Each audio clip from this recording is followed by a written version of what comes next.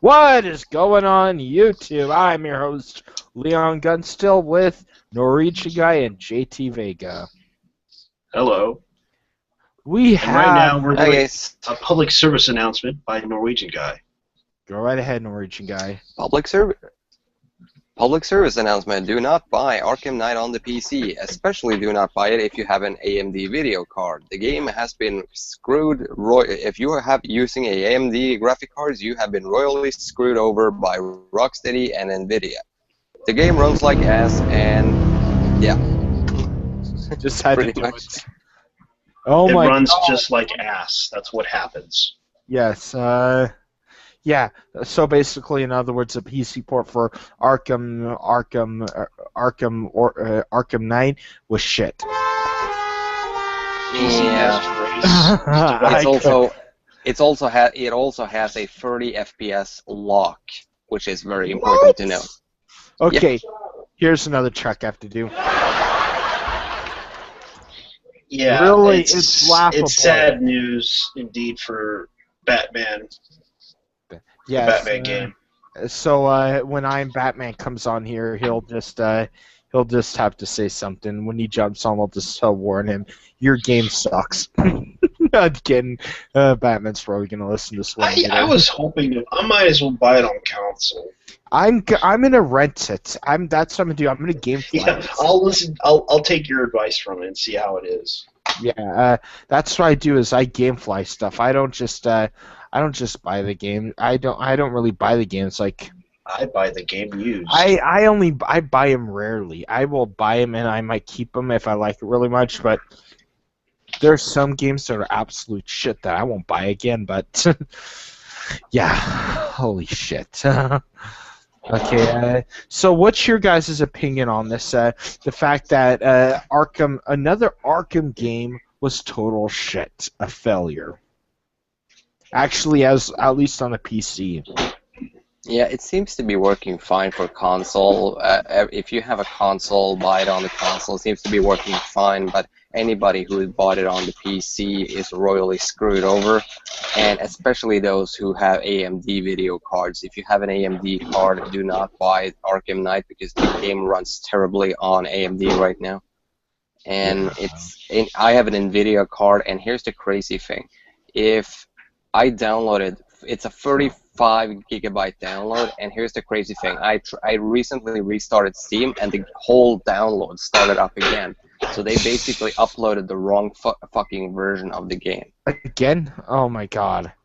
That is horrible. So, any Batman fans that have a powerful PC, okay, before you say anything more about the card, what kind of a what kind of an NVIDIA card do you have? What brand and number is it? It's a NVIDIA GTX 870. 870? Yeah.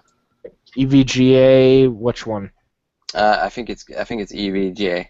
Okay, so it's a good card then. A good quality graphics card. It's not the best, but it's still a good quality graphics card, and you probably have a good processor too. So I run The Witcher 3 with that fucking card on Ultra. So no fucking. So no fucking way is Arkham. I mean, every other. Keep in mind, Arkham Knight is an Unreal 3 game. Oh, okay. It's not Unreal 4. It's Unreal 3. And my game can handle on my computer. I've did tests with Unreal Engine 4. I played around with it a lot. My computer could shrug that thing away, just like my computer could handle the Unreal Ultra. I run every other Arkham game just fine on my computer on the highest settings. It was so basically it was shittily optimized. Yeah, it's horribly. But the problem is that Arkham Knight has a lot of NVIDIA functions. So anybody who has an AMD graphic cards, I feel for you guys. You guys got really screwed over, and it's this is what. Yeah. And this is why Steam put refunds. Shit like this. Yeah, I think there's been a massive refund request on Steam right now. A lot of people seem to be wanting their money back, and I can't say I blame them. It's been I've been trying to get the game downloaded. I managed to play for 5 minutes, and the game couldn't even go to full screen without fucking crashing. Holy shit! Really? Yeah. Oh my god, it's a shittily optimized game, and that's all I have to say. It's terribly optimized. There's awful graphics on it, and if it looked like shit, the textures and stuff, and you had this on Ultra, right? Porcelain just joined us, by the way, everybody. How's it going?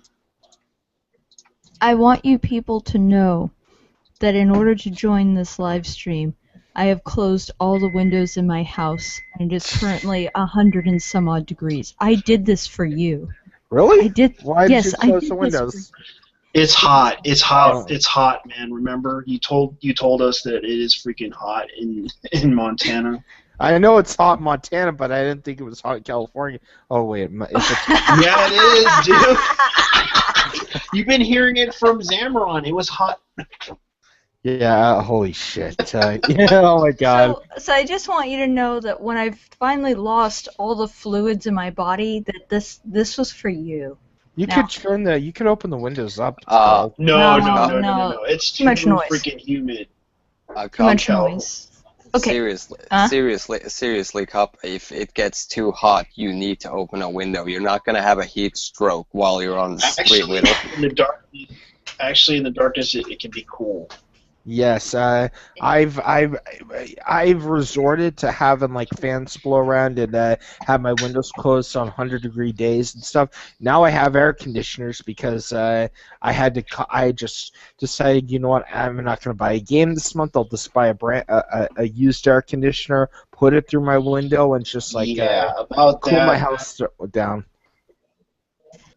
Okay, well, I promised to open a window if I'm about to die, but I just wanted to know how I will suffer for you people. Now, what are we talking about? Public service announcement right now. Yeah, Arkham Knight PC port is apparently shit. So it's been a disaster. I preloaded the game on Steam. That was 35 gigabytes, and today Steam restarted my entire download. And the game runs horribly for anybody who has an AMD graphic card. So if you have an NVIDIA card, you might run it a little better. But even though I had serious problems with it, but anybody who has an AMD graphics card is going to suffer a lot. Oh my god, that's just horrible. Oh, and speaking of the temperature, right now in my little town, it's 48 degrees Fahrenheit. Oh my god. You Norwegians get the cool weather while it's cooled down. It's like it's 10 o'clock at night where I'm at, so the sun already went down, so it's outside's cold. So I have my fans blowing in cold air from the outside. So right now I'm blessed with cold air. So yeah, it was actually 80 yesterday. So lucky bastard. It was 90 when I was on the trail. You saw the pictures. It was 90 on the trail where I run on Saturday, and I shaved my head really short, so it was like a 1.5 millimeters to 2 millimeters long, my hair, and it was just like ultra short. And I walk outside, and I'm riding my bike and stuff. I forgot to put a hat on. My entire scalp got sunburns. That's how hot it got one day, and then it got so hot, and then the clouds came over the sun. It just like, oh, you got to be kidding me! And it's still freaking hot out here. I felt bad for the runners. Okay. Yeah. Other than that, this public service announcement for the game Batman Arkham Origins or Batman Arkham Knight is just bad. This is why I get so mad when they make shitty PC ports. Yeah, because I've been hearing from a lot of people who play it on the console that the game itself is really fun and really good. So I think this is really a shame because it's too bad because the game itself is apparently very good, but when PC port shit like this happens, it ruins the experience for so many people. Yeah, I mean PCs should be handling this game like a dream because it should be made on it was made on the PC originally. And it should be ported to the console, not the other way around. Yeah, after hearing about this, you're saying it plays well on the console, but it doesn't play well on the PC, which I'm assuming PC Master Race is already probably upset about this. Well, I think Glorious PC Gaming Master. Yeah, go ahead and check to see if on Reddit to see if they are talking about this right now on PC Master Race. I'd like to see how they react to it. I think most people are just pissed about what really pisses a lot of people off right now, especially on Steam, is the fact that AMD users are being shafted while NVIDIA users get to play it just fine. People are sick and tired of these hardware-specific issues with games. Specifications, yeah. Yeah, This is discrimination. Yeah, the same shit happened with Tomb Raider. Anybody remember that Tomb Raider had the hair physics thing that AMD was responsible for? And if you had an NVIDIA card, you were screwed. It ran awful on NVIDIA and great on AMD. So that was the opposite situation. But now, if you have an NVIDIA card, Arkham Knight runs better. But if you have an AMD card, it runs like ass. It's horrible. You know But what? still, I think it's punishment for AMD. Not the people that bought AMD cards. I feel bad for you guys, but punishment for all the shilling you guys did at the PC gaming show. Okay. Do you have anything else to say about any one of you guys have anything else to say about Batman getting a shitty port? Not for another 10 hours while I wait for the download to finish. I was very disappointed by Ark. I will say that much. I wanted to love Ark. I really wanted to go out there, grab a dinosaur, and tame it so I could ride it while shooting other dinosaurs with shotguns. That was my whole goal. And I can't even begin to describe like the graphical issues I was having with that thing. But like I could not get any of the frame rates to sync up. It just seems like the character animations, the character models, and the environment are running slightly off from each other, and everything it caused a severe sense of motion sickness. I spent like 20 minutes messing around with all of the settings options, and I could not find anything that felt visually comfortable. It's just the most bizarre experience. I actually had no problem with it. I mean, keep in mind, I'm accepting the fact that this is an early access game and all the shit that comes with it. So What card are you running it on? 870 GTX. Yeah, he's running on EVGA, so EVGAs are the best of the best NVIDIA could offer, so all I have to say is this is bullshit that this is happening. I mean, this shouldn't happen at all. Mm-hmm. Oh man, somebody plugged in the Xbox 360 Xbox One controller in the PC. In their PC while playing Arkham Knight, and Arkham Knight mistook it for the PS4 controller. Oh yes. You know what? In reality, there's not that much of a difference between the two. No wonder they're having so many bad problems because they're using OpenGL. Oh my God, that is just horrible. You know what? I'm hoping for so we discussed all the problems with our PC games like Ark and Arkham. Because they're using open source. Yes, so now that we're done with those problems, I was thinking of let's get into what happened at E3 and what we loved that happened at E3 and what we hated. And what's going on within the next year, what we expect to see within the next year of gaming. Because we've been at this for a while, so we've seen a lot, so we probably have a good idea of what's going to come. Guys, got any ideas? You first, JP, or Norwegian guy. Go ahead, Norwegian guy, you first. Okay. Well, you know, I was very hyped after the Sony conference, but my hype died down a little bit, especially when concerning Final Fantasy VII and Shenmue. And the reason is that these games will not be seen for quite a few years. I mean, Square Enix has this bad habit of announcing games and then never and then we'll never hear from them again until at least 5 years has passed.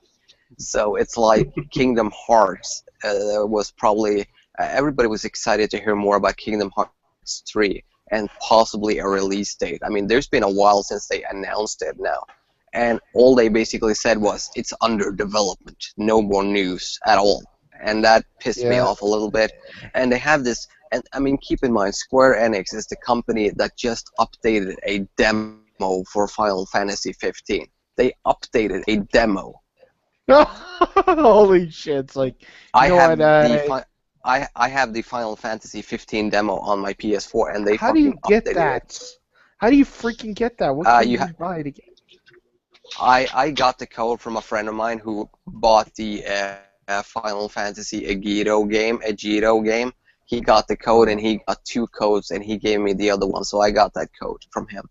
Okay. And here's the thing.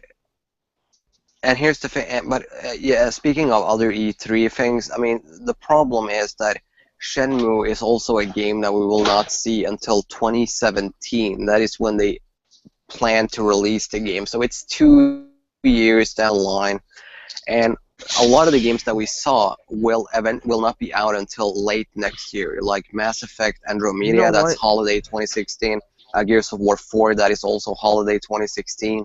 I mean, there's so many 2016 games that we'll most likely talk more about at next year's E3. Oh boy. Yeah, what I have to say about like Kingdom Hearts and stuff, you know, the last major Kingdom Hearts game that came out, the actual game, 2006. Yep. Took a while. Spring of 2006. And so Square yeah, Enix it's coming has on 10-year anniversary of Kingdom Hearts 2. and Square They were Enix, screwing around. yeah, Square Enix has this. I mean, Square Enix. I mean, a lot of people were joking when they announced Final Fantasy VII Remake that they pushed the emergency button because they were struggling a little bit financially, and they basically pushed the Final Fantasy VII emergency button. Yeah, it's like, hey, guess what? We're finally making it after Tomb Raider Fraud Edition. Why couldn't they hit the emergency Chrono Trigger button? They could make a remake for that one. Yeah, but you know what? We've been all asking for it. I've been waiting for it. I like Final Fantasy VII. I mean, I like Final Fantasy VIII better, but because Doom Train. Was it 7 that had Doom Train? 8 that had Doom Train? Or was it 9? I think it was 6. Doom Train? Wait, was it a 2D one? No, it was a 3D one. I'm thinking about suplexing a train. Sorry. Doom Train, where the train just like runs them over. Oh, okay. I got it mixed up with suplexing a train. Sorry. Okay. Well, the idea is, you know, I'm not expecting to hear any more about this game until, I don't know, 3, maybe 4 years from now. Here it is. It's gonna be because the only thing they have shown so far is a CG trailer. News. Yeah, that means they haven't done jack shit with it yet. They haven't. Yeah, it's Final. Yeah, it's Final shit Fantasy VIII. Yeah, it's Final Fantasy VIII. That one I would like. I like Squall better than Cloud. He had more character to him than Cloud. Cloud wouldn't talk at all. He was like this. I hated Final Fantasy VIII. Oh God, I hated that game. Fuck that game. No, and it's on PC now. Yes. Yeah. Yeah. Oh my God. Everybody is like raging about Final Fantasy games and everything else. So what do you guys? Besides Square Enix just doing nothing, sitting on their lazy asses doing nothing except releasing fraud editions, like Tomb Raider Fraud Edition and Sleeping Dogs Fraud Edition. What else? Let me put one example. One of my favorite games I saw this year, and everybody knows this. Besides a lot of noise JT is making. There we go. Mm-hmm. The favorite game everybody knows I'm hyped for is, and I'm rightfully hyped for this because they actually did a good job with their presentation. Everything took the show. Fallout 4. Everybody that talked about E3 says that game took the show. and everybody's gonna be like, you know what? I heard people say, oh, Square Enix will take the show, Kingdom Hearts will take the show, PC Gaming will take the show, Half-Life 3 will take the show. Well, I watched the entire freaking Oh, here, let me rage about this one for a second. I watched the entire freaking PC gaming stream. The entire stream. I sat through it like, please God, please give me Gabe Newell. Please, Gabe Newell, come out of that suitcase, that little metal briefcase with the crowbar and just Please, chase Gabe Newell, please pop out of a cake. yeah. Yeah. Gabe Newell. With your naked body. You know Even what? though it's so this is big. why I have to say this right here. This is what I have to say right here to everybody out there. If E3 was Christmas, then Gabe Newell Santa Claus. Yeah. I just want to say one thing here. I mean, the interesting thing about E3 in general, I mean, this was a crazy E3, but a lot of people got very overexcited. What I was really surprised about when it came to Bethesda's conference was the fact that Fallout was coming out this year. I was really surprised to see that game was coming out this year. No, I wasn't, because they make a habit of when they say, "Oh, we have a game coming out," and then they announced it. I've heard a lot of tidbits. Like the voice actor for Three Dog says, you'll be hearing Three Dog pretty soon. Hearing leaked things and stuff. Hearing people leak things every now and then. The scripted stuff coming a couple years ago. You know what? I wasn't surprised that it's going to be released November 10th, 2015. Mm-hmm. I'm not surprised at all, but because they won't announce a game if they're not ready to complete it. That's the best thing about Bethesda. Worst thing is the game is just glitched as hell. And if you ever watch the Scatsbury's channel and his Skyrim randomness video, you'll see how bad Bethesda could get with their AI. But other than that. Well, I just want to say my favorite game from E3 that probably had the best trailer out of every single one of them. My favorite game from E3 this year was not actually shown at any of the conferences, but had the best trailer nonetheless, and that was Metal Gear Solid 5: The Phantom Pain. That was the best trailer, and that is my most anticipated game this year. I've been waiting for this game for 4 years. I am fucking 10 years. I've been waiting for this game for 10 years. I am fucking ecstatic. And it's coming out September 1st, which is starting to approach very quickly. I cannot fucking wait. And no, I will not be getting it on the PC. I will be getting it on console. I will be able to, so I can play the fucking thing. Thank you. Poor bastard. Oh my god.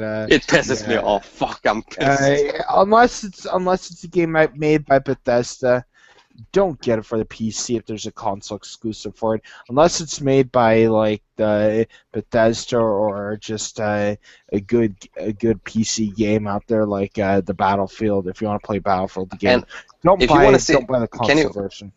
Can you imagine how angry people would be if Gabe Newell came out on Sony conference exclusive to the PS4? What were you saying? You cut out. Can you imagine how angry the PC crowd would have been if Gabe Newell came out on the Sony conference and said, Half-Life 4 exclusive to the PS4? Oh, you know what? Gabe, if you're listening to this, if you happen to see this video, do one thing for me. April Fool's Day, April 1st, 2016, say Half-Life 4 or Half-Life 3 exclusive for the Nintendo Wii U. Yes, do it. Please do it. I want so many PC gamers to flip out. Are you kidding me? And then wouldn't that be hilarious or what? I shit you not. That'd be funny as hell. But yeah, E3 had some highs and some lows.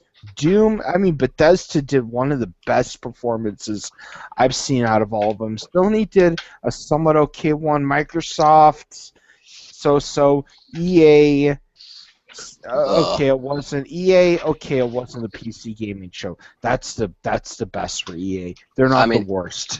But I remember how bored we all were on your stream, Leon, when we got to the whole EA Sports thing. Oh man, we were so man. fucking bored. It was like, Oh was yeah, like, get on. FIFA.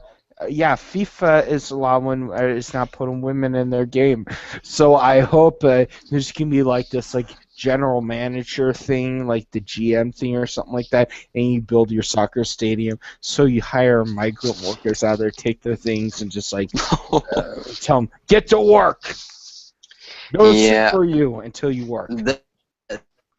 The FIFA thing really went on for quite a while. I mean, it was really long, and people were just making FIFA jokes on their Twitch stream, which was hilarious. Oh yeah. I felt like they were trying to make it much bigger than what it was. Like they were trying to tie in real football history with the game, and they're trying to somehow make it seem more integral to the sport than it is whatsoever. And they brought out then they brought out that soccer legend. I didn't even know who he Pele. was. Pele. Yeah, and it's just I felt like I felt like I wanted to reach through the screen and just shake them and say, "Look, guys, it's a sports game. A lot of your fans are sports nuts. Like they can get this from watching a sports channel or something." It's just it felt really strange. Yeah. I don't know. I mean, EA has basically been doing the same press conference for the last 5 years, and when you get to the sports section, it's become so predictable what they're gonna show. I mean, it's like we're gonna see FIFA, we're gonna see NFL, we're gonna see NBA, we're gonna see all these sports games that we have seen the previous years, and they're all gonna try to convince us to why we must buy them again. Yeah, they got Pele. Yeah, I mean, the only EA Sports game that I own is UFC 2015. No, 2014. That game sucked. I'm sorry, it sucked. Yeah, it really did. I mean, I've never really liked. I mean, I like MMA, but I don't like the UFC. I'm sorry, but I'm not that big a fan of their own. I love the UFC. I'm sorry, but I'm just not a big fan of the UFC. I mean, I like more of the independence when it comes to MMA. I think it's seeing two women beat the shit out of each other is really interesting. Yeah, watching Ronda Rousey match is awesome, but yeah. Other than that, getting out of him going for Ronda Rousey here, but get off of that. Other things at E3, Ubisoft did their conference as well. What do you guys think of it? It was cringe. For Far Cry 4, like that add-on for Far Cry 4. The standalone game that they promised us. I think a lot of people basically. I think and the Ubisoft conferences has been pretty cringeworthy with Aisha Tyler, and but she's still okay as a presenter. But I just want to say that one game. Funny. Yeah, at times, but at times it got really awkward, which is always the case with the Ubisoft conferences. But one of the interesting things was The Division. This fucking game has been degraded and degraded and degraded. This game has gone through so many iterations. I'm really starting to wonder what the hell this game is all about anymore. I'm not even sure. It's supposed to be some online game or something like that. You know what? Go to hell with online games. They did that with the new Need for Speed game. It's like, F you. I'm done with this. I don't say the F word on my streams. I might say it off stream, but I don't say it on stream. But F you to like Need for Speed, for instance, what EA did. They said, is it gonna be offline? They said no. Internet connection is required to play the game, but with all the benefits you get, ugh. Yeah. When they use that word, benefits. Go to hell.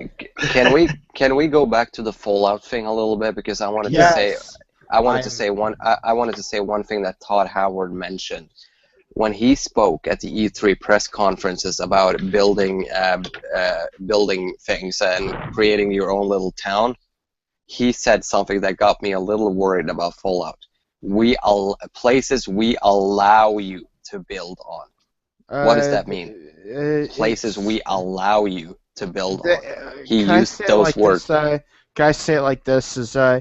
This? I mean, there are like certain towns and stuff that are abandoned and stuff like that in the Fallout games. That's always been the case, and this has come from someone that's like scoured the entire area of New Vegas and stuff like that. Like, I'm gonna put let me continue on here. I played like the new, like if you were to play like on New Vegas and stuff like that, towns that would be eligible to tear down. There's a few. There's like a small town north of Good Springs. There's there's Nipton. There's a few others. There's Searchlight. There's a lot of places where you could tear down and make your own little town, and that's what they're talking about. Is they had to have it where because you can't tear down, build. You can't use areas where there's going to be like abandoned towns and stuff like that. You could take over. But I want to set up my base in the middle of the Deathclaw camp. Fuck you! I want it.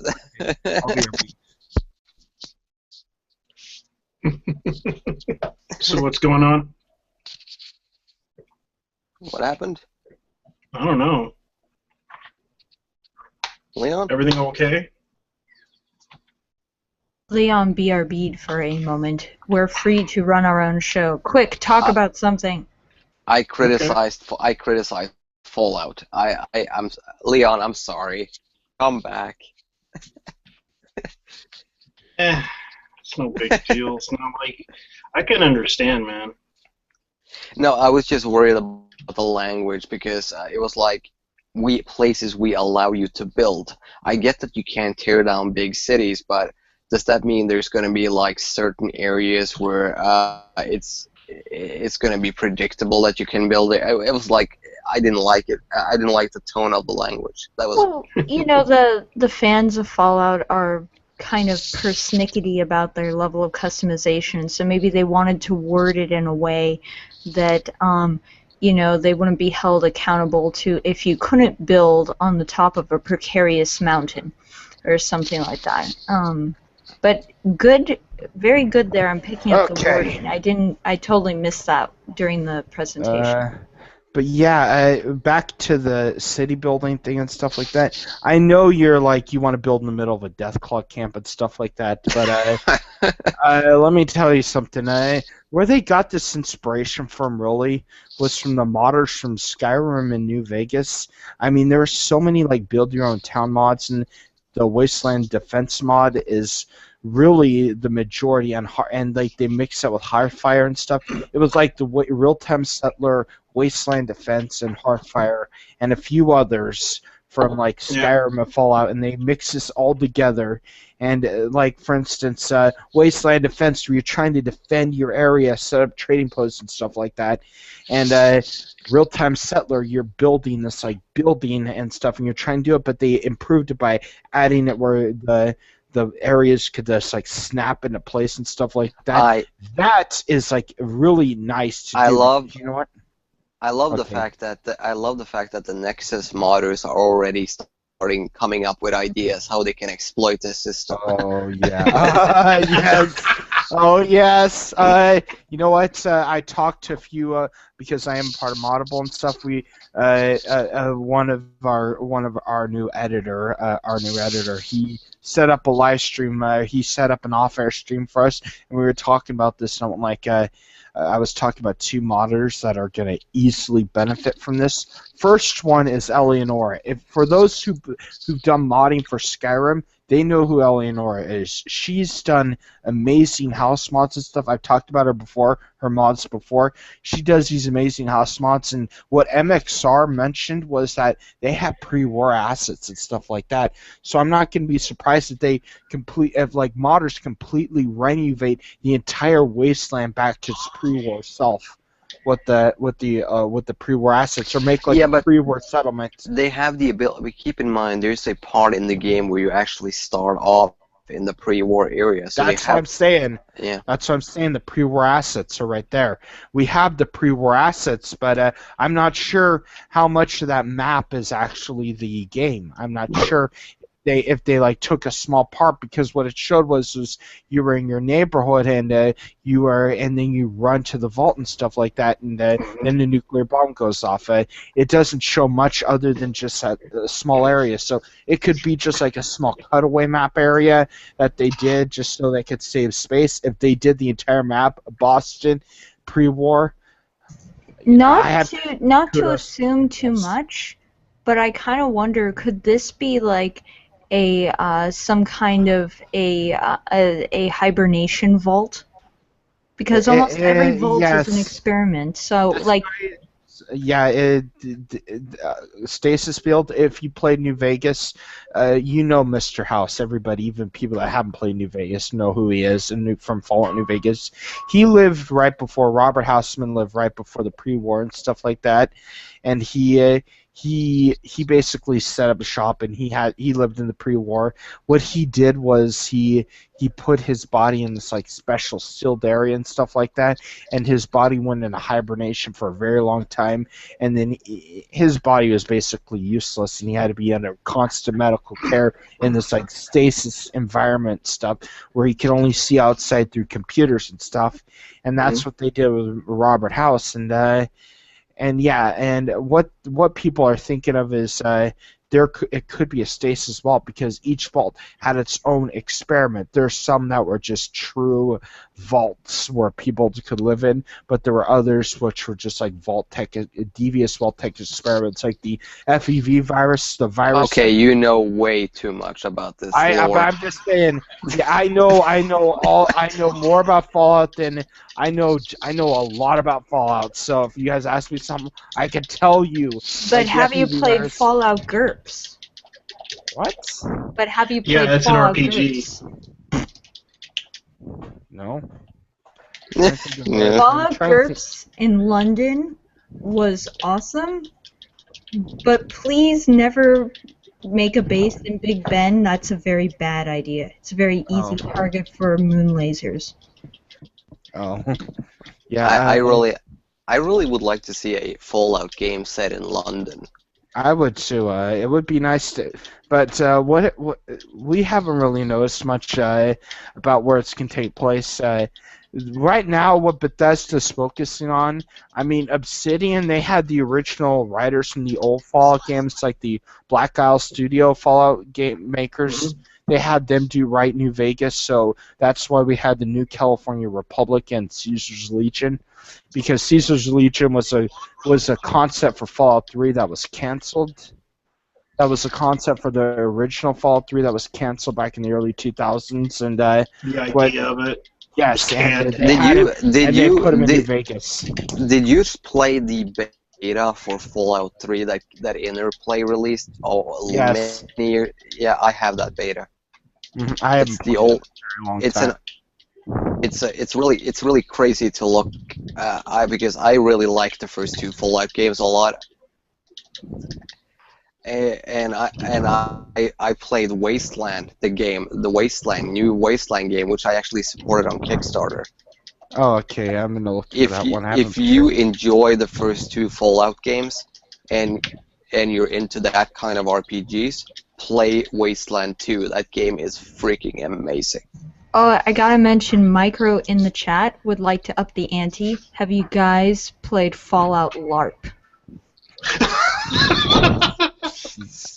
I imagine Micro does like a mic drop and just walks away at this point. Mhm. Oh my god. I heard Mike, about it, bro. but I never did play. Oh, yeah. Fallout. There's a mod for Fallout New Vegas that includes the minions from Despicable Me. Oh, I'm stupid. I want Oh. those guys. They're even voiced by. They even use the audio files from the movie, so they're voiced. Yeah. They do these incredible things on these games. It's like, I love this. I love this game so much. I love these original Fallout games, and it's just like so enjoyable to play. It's just so enjoyable. I like the Fallout series because it's like My like a My whole new- biggest concern for Fallout 4 has to be that the writers from Fallout 3 are writing the story for Fallout 4. I fucking hated the story in Fallout 3. Yeah, because you and I both played the Interplay games before, so yeah, we hate Yes. it by nature, and we also played New Vegas, so we were spoiled with a good story game like New Vegas, which which the Mojave Wasteland was one of the best areas out there. And the NCR, the Legion. Yeah, it was awesome. Who is wildly tapping at a controller? JT Me. is playing a fighting game. Yeah. Oh, okay. But which one? Sorry. I told you about it before. It's Are Guilty you Gear playing? XRD. Oh, okay. That's actually Yeah, not as bad as I thought. but one of the games I was surprised by this year was a game. The game I was seriously surprised by when I played it was a game called or no. What I was surprised about with the Fallout 4 was it was. Give me a second here. I'm getting distracted by JT. Go ahead and mute me. Okay, give me a second here. JT being muted. Mute. There we go. The thing I was so excited about for Fallout 4 was the customization. Not only could you build your own base and do stuff like that, you could also freaking customize your weapons. And it wasn't like Fallout New Vegas where you could just add weapon mods on, add a larger magazine, stuff like that. No, they did what they did. They took inspiration for Blacklight Retribution. That was Blacklight Retribution right there, what I saw with the weapon crafting. And then the power armor. The power armor, I'll get to that one in a few. So what do you guys think of the weapons crafting? It looks interesting. I really would like to see how much stuff they can of trying out all the different combinations. But there's going to be even the guys at Bethesda said that we have added way too much stuff into this game. You're not going to be able to do all the things that we allow you to do in this game. There's so much stuff. So it's going to be like favorite weapon. You're gonna find a weapon that you like, and you're gonna stick to that weapon for the duration of the game. That is how a lot of people are gonna play this. You're not gonna because keep in mind the whole building shit and stuff like that. It's really sad, but this is really the reality of it. Most players will play Fallout and not give a God's rat's ass about the building shit. Right here I would. Mostly because I do love building the settlements and stuff like that. That's why I mod New Vegas all the time. This is why I find enjoyment in modding these games and stuff. Like right now in New Vegas, I have the After School Special mod, if you've ever played that one. If you don't have it and you have New Vegas on the PC, heavily suggest you go to Nexus, type an After School Special, and it's one of the best mods. They turn the schoolhouse in Good Springs into like a playable house. You have to do these missions to build it to be better and stuff like that, and make new things for it. Get rid of the old windows, get lighting for it and stuff like that. Rebuild the fencing, put in farming, get crafting stations up. Inventory sorter and stuff. I hope an inventory sorter. If they could do an inventory sorter, but I think that's going to be a mod. I don't think Bethesda's going to do an inventory sorter. They could if they wanted to, but the thing is, the one thing I'm going to be surprised about is that you can build your own, customize your own little power armor in the game, which you'll have to find all that stuff yourself just to build it. What it is you get your power armor and stuff like that. And going back to the crafting before I go to the power armor again, what I've noticed is like when you have to build a scope and stuff like that, you want to get these things for weapons modifications. And I think this is going double for power armor. It's going to depend on the repair skill. I'm letting this know to everybody right now. This is going to heavily depend on either the science or the repair skill, or the medicine skill, depending on what item you're crafting. And with science and repair, I'm muting you again for a second, JT. With science and repair, science, for instance, is focused on stuff like I'm not sure. It's like working with like different types of technology, like advanced technology, and repair is working with like machinery and stuff like that, and guns and stuff. And this is what I've learned from New Vegas is that's how they implemented it. So depending on the repair level you had, that's that's basically the gist of this. So, like, if you want to build the scope and stuff, you're going to have a certain level of repair. So, this is what I'm going to have to say to everybody out there. When they do the tag skill, if they do tag skills again, where you get 3 tags, where you can tag each skill you want, they've done this with all the Fallout games. So, I won't be surprised if they don't do this with Fallout 4. Oh shit. So, when you give the tag skills and stuff like that, which adds 15 skill points to the skills you want, I would say repair and science and guns. That's or wherever you want, but do repair and science if you want to do Leon, customizing early in the game. Yeah. it's 7 in the morning here right now, and Okay. I'm heading to a meeting at 8 a.m. So I'm Okay. heading. Oh shit. I'm sorry. I gotta go, man. So Okay. I'll talk to you guys later. Good luck, See you sir. later. Thank you. See you later. Oh man. Okay. I should have said something. Oh, sorry for meeting you. You were pressing a bunch of buttons all at once. Yeah, I'm sorry about playing. I was just playing a game. I know it just sounds bad that I'm playing. Yeah, that's not the problem. You were just like hitting the buttons really loudly, like. Yeah, it's the PlayStation. It's the PlayStation 4 controller. It tends to do that. Yeah. So Porcelain, what do you think of the crafting in Fallout Let me go 4? ahead and I'm very excited to see what kind of weird things we can craft out of it.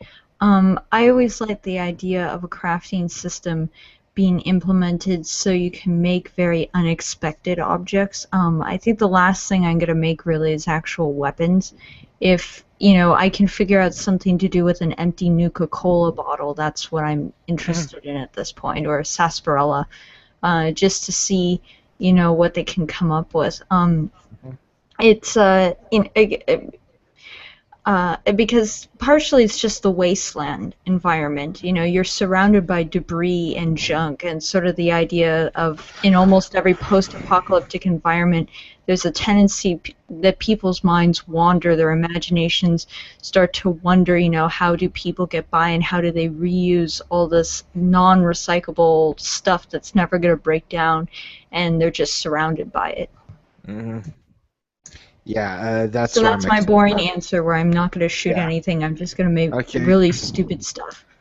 Okay, you're just gonna live a peaceful life in the wasteland, and then a Deathclaw is gonna come out. And I love how the Deathclaw kill animation was. It lifted the character up and just like put its claw right in the stomach. That was amazing, in my opinion. By the way, that's why you need to have customizing. But the one thing I like is I've always been a huge fan of the energy weapons.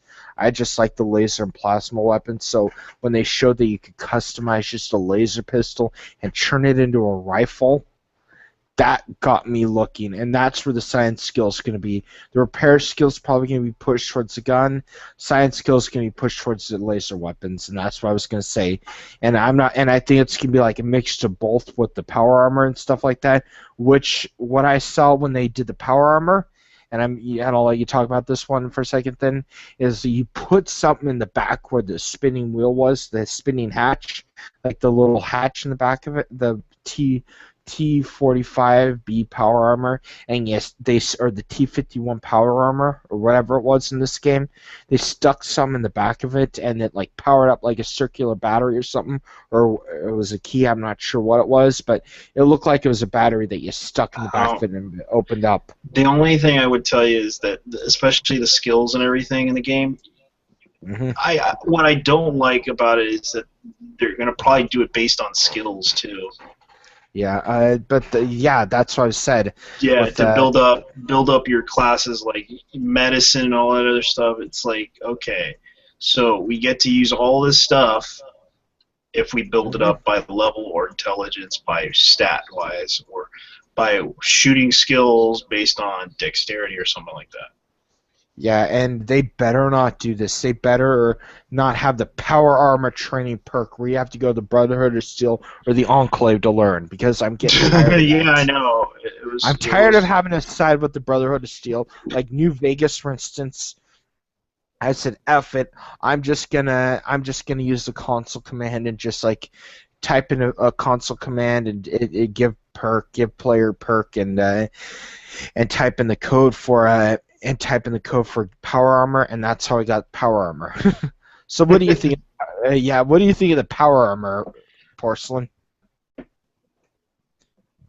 Sorry, I was correcting people in the chat about how many trolls live in Norway. Sorry. Okay.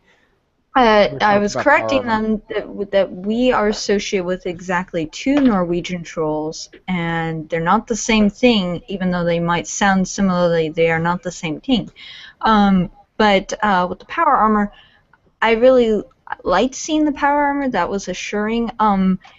In general, I'm kind of cautious about getting excited about any one particular element until we see sort of the end finished product. I'm very excited about Fallout in general just because I'm pretty sure they're going to follow through with it.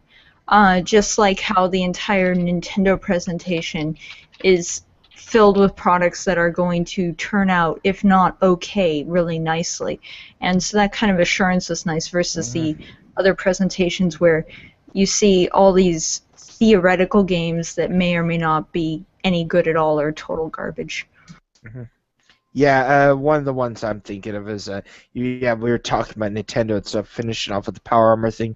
One final thought on the power armor thing before we switch over. And one last thing about Bethesda then is the power armor. I saw one thing that they customized in there, a jetpack, a jump pack. That was amazing. I don't even think really modders have actually done something like that. I've seen like hover, or I've seen things like what's the thing called, hoverboards and stuff like that, but I've never seen a jetpack really. There have been attempts at it, but nothing like what they did in this game. So yeah, that actually looks pretty amazing. So yeah, and in the end, the guy who created, the one who was giving the presentation, can't think of his name, just lost track of his name. God damn it! What is it, JT? The one who did the Bethesda Fallout 4. Presentation for Fallout 4. Yeah, can't Which think of one? his name. The one who was there for Fallout 4 during E3 Okay, let me check. got his name mixed up. I'll look in the chat and see if anybody knows. Yeah, that guy right now, they saved E3. They saved E3. Bethesda did. Out of all the mess ups I've seen so far, Bethesda did an incredible job. They gave us a free app. Something that's not like freemium. It's actually free. It's still free, but they're doing the whole. There is a paid thing but it's not a bullshit thing though. Yeah, I know, but it's like $4 just to get one lunch box to unlock some interesting characters, weapons, and such. Yeah, but let's see. The whole event was for Bethesda. They started out pretty well for themselves, even by the fact that they went into that conference, told everyone that they were happy to hear a lot of. They gave out a lot of good news, a lot of really interesting RPGs and such. Like we never even heard of. Like Dishonored 2 was surprisingly a shocker to hear about, because they say that they're going to add in a new character, which is a woman, because this time it's a female that's playing an interesting role in the game, because I believe that's the young girl that was in the first Dishonored, right? Whoa, representation, equality, so forward thinking. Yeah, it's just weird though, but I just personally don't really care. I would like to play another Dishonored game because the first one was okay. Yeah, I knew that. I had a feeling, and I knew Dishonored was coming out because Bethesda made one dumbass mistake. of what I've heard. I didn't get to see it at all, but what I Yeah. heard is they accidentally Twitch streamed their rehearsal. Dumbasses. And part of it went out where it was like everybody says, "Oh, I saw Dishonored." So it's like, you dumbasses, you just announced Dishonored like that. It's like, oh my god, this is humiliating to watch. Yeah, I hearing, love her. what's so disappointing about it is that there was a lot of people that were upset with Nintendo because there were a lot of other games they forgot to announce. Oh yeah. Yeah, what pissed me off was they forgot to announce Fatal Frame, which would have drawn in a lot of hype for them on their side, but instead they decided to promote their their games as of now, because they were like, they did the whole blast. They announced it Blast Balls, then they renamed it and announced it at the Nintendo conference, saying, "Oh, we're gonna introduce Nintendo Metroid Blast Balls," which was a fail for them, because a lot of people were kind of calling out, going like, "Wait, Blast Ball? The goal of the game is to shoot balls into the goal." Which is nothing but balls. And your goal is to shoot balls into a goal. Yeah. Yeah. I can't say much more. Yeah, but they kept doing this every time. It's like you just have to just be like, face palm Nintendo.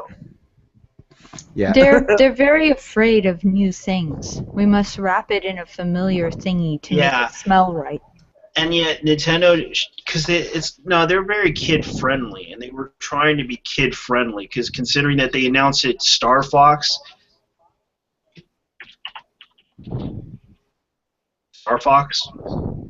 Yeah, Star Fox. Oh, I was waiting for a Star Fox game for such a while. It looked good to a point until I seen that freaking Arwing turn into a chicken. I didn't really have an issue with it. Or no, it turned into an ostrich. I mean, you want to know why they did that? Why? Because they were trying to attract people into saying. Well, saying they it's were a also good game. trying to implement a lot of ideas that went into the Star Fox for the SNES that never was released. Yeah. One of those was some kind of a thingy-dingy that looked like that. Personally, I would rather the vehicle transforms into something instead of Fox parking it, getting out, and then running around on foot gunning things. Oh, yes. Okay. I would rather he better. stays in the vehicle the whole time, has the vehicle firepower, and then it's explainable how he can instantaneously get back in the air. Let me show you guys something here. Let me show you up on the thing here. Hold on. Let me get up on Google. Share screen. This is what, according to IGN, right now. This is the game that they didn't want to show at E3. What game? Fatal Frame, Oracle of the Sodden Raven. What? Why? Fatal Frame is... Yeah, it's a great game series, but yet they don't want to announce that. That was the thing. They said that it was they should have announced it, and this says it's like quarter of the fourth of 2015, which is like, are you fucking kidding me? Mm-hmm. This is around Christmas, and Nintendo didn't want to show this. They should have done. They don't support. This is the issue that I have with Nintendo. They don't support third party. They show their first party titles. But when it comes down to it, they should try to move forward and say, hey, we got an announcement to make. We're going to show you a game that you should really try out. This is the game. Yeah, and and let me show you another game that they forgot to announce too. Let me see. Devil's Third, which I believe they talked about it at the Nintendo Treehouse.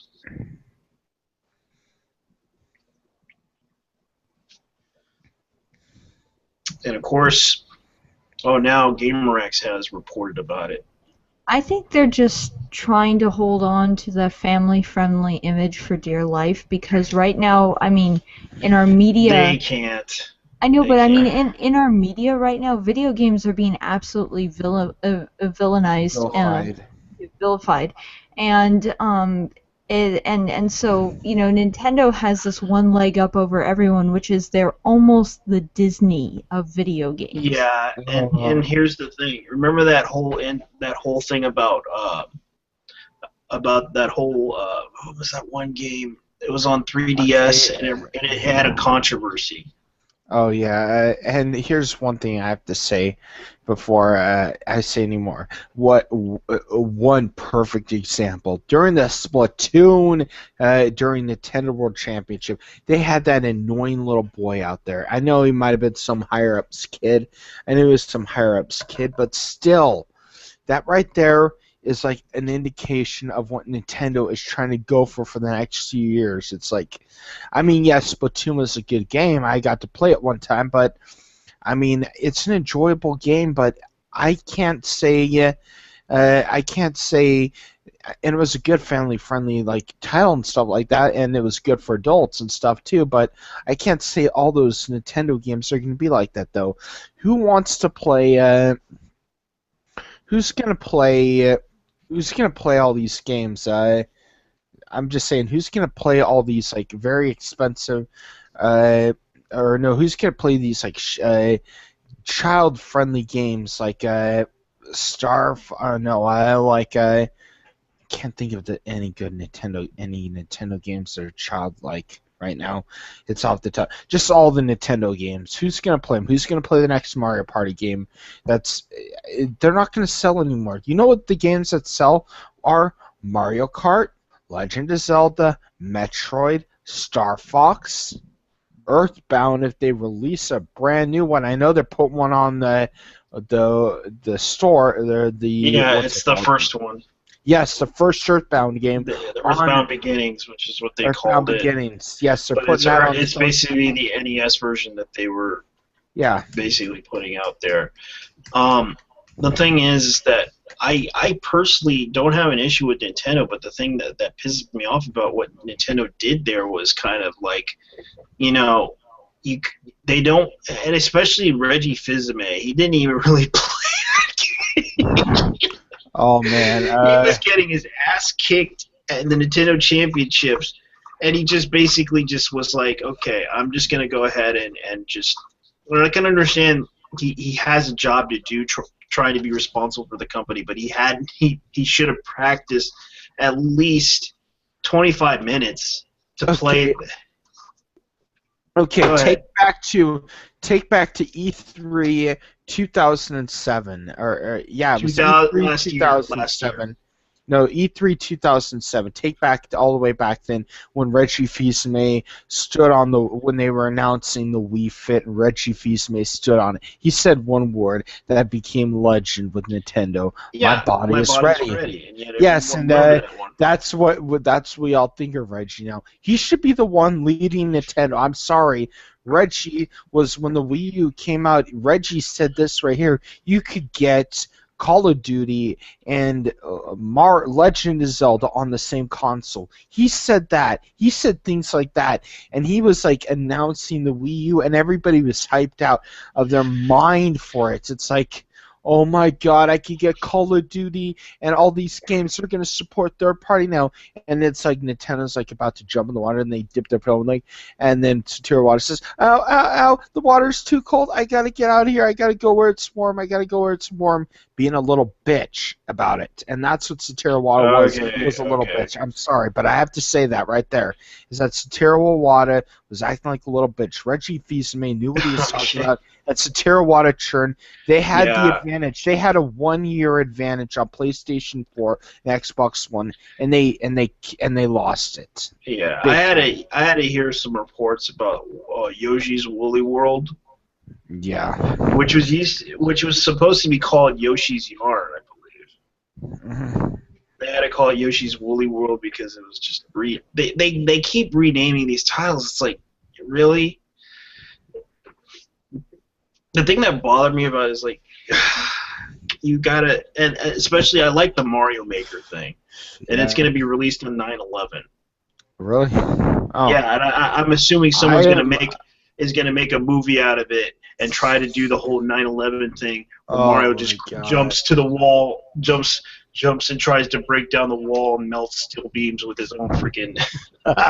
Oh my god, that would be messed up, man. With his freaking plumber style attacks. Yeah. Yeah, because the thing about that whole thing was it's just sad that they just went off the wrong way with that one.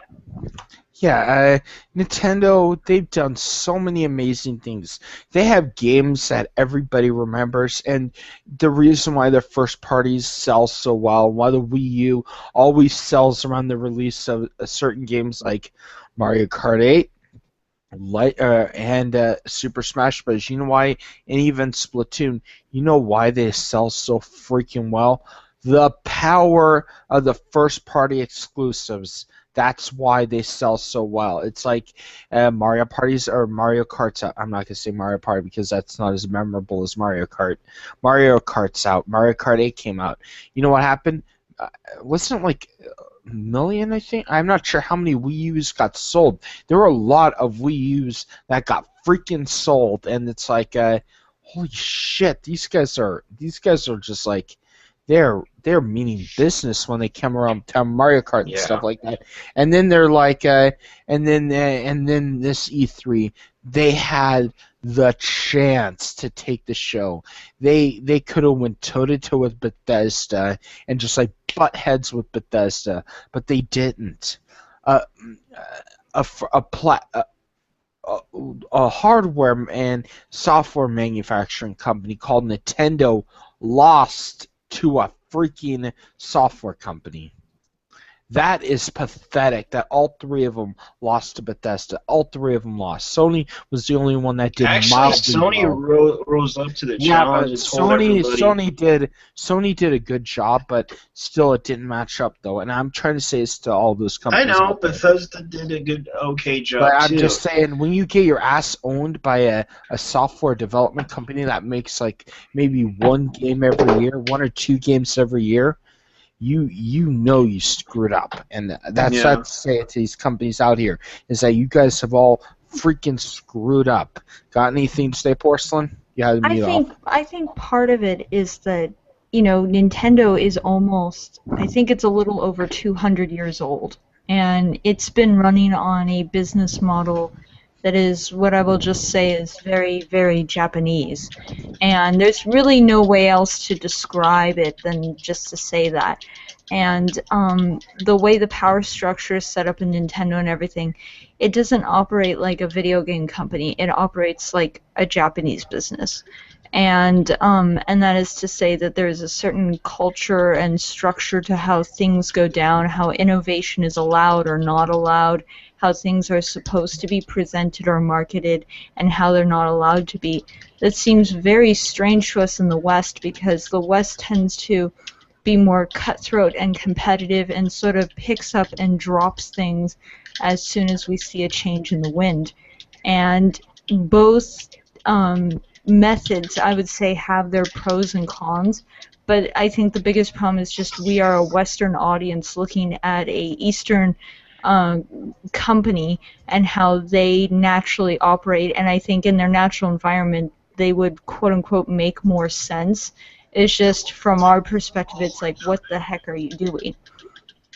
And so I don't know if we're ever going to be able to like kind of analyze what is wrong with Nintendo.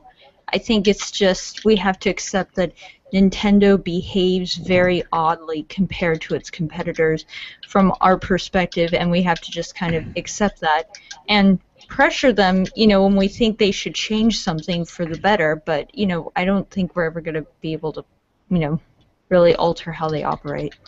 Yeah, Nintendo.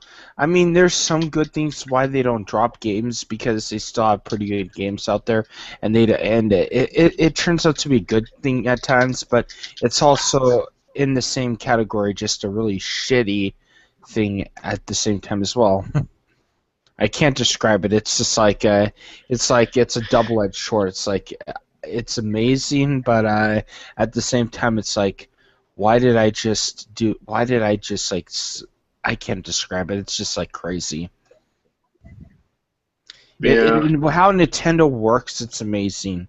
Sometimes they could get back up from the shittiest mistakes they made, but they keep doing this. If the NX is a terrible console as well, they're done for. They're done for. No, they're doing the same. They're doing the same little strategy as Sega did. That's what I meant. If the NX is going to be if the NX is going to be terrible, if the NX is just going to be an awful system, they're going to go the way Sega does, and they're just going to be making. That's the problem. We don't know what to expect from the NX because they haven't really said anything. They probably there were rumors going around that it's going to be like a 3DS for your TV. Oh, God help me! God help us if Nintendo goes bankrupt and they sell their games to Okay, wait, sent the link to someone else that wanted to jump. Kevin just wanted to jump in, so yeah, go ahead, Kevin. Go ahead, Kevin. Hey. How's it going? Yeah, but I want to finish this one statement that I have to say is this right here. God help us if Nintendo does go bankrupt and they sell their they have to like auction off the IPs and stuff, and EA gets their hands on Star Fox, Mario, and all this other games, and Activision, they get their hands on those games. Legend of Zelda. God help us if they get their hands on those games, because right now Nintendo knows how to work with them. Not to assume too much, but I kind of almost think that they would take their IPs down with the ship. Oh yes. Oh man. I'm just fearing that though. That's my fear though. Whoever gets their hands on the IPs, if any other gaming company gets their hands on these IPs, God help us, because the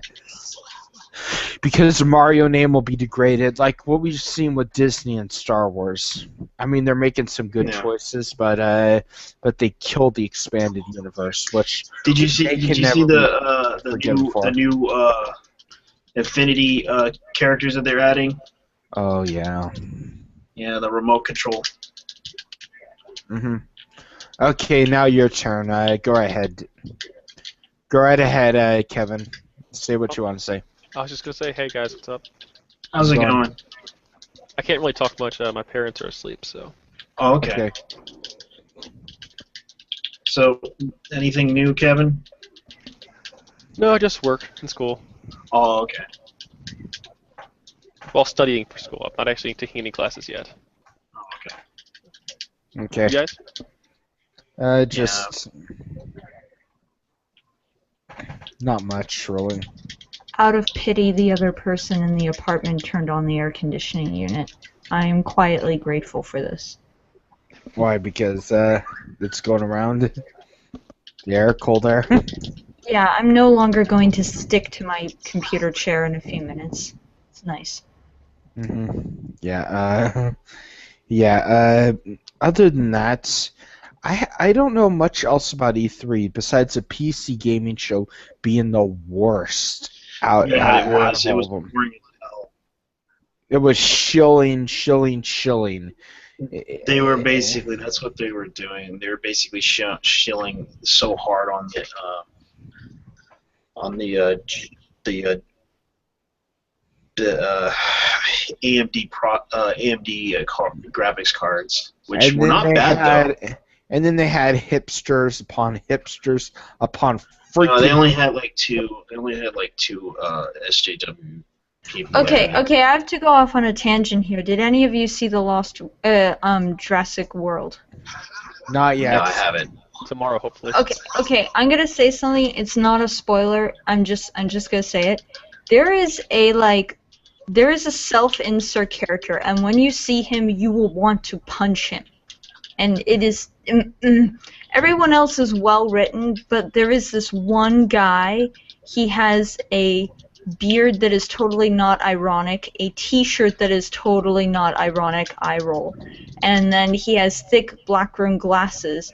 and it's just I wanted to reach through the screen and choke him because he's supposed to be like, I don't know what to call it. He's the replacement for like the '90s computer nerd character.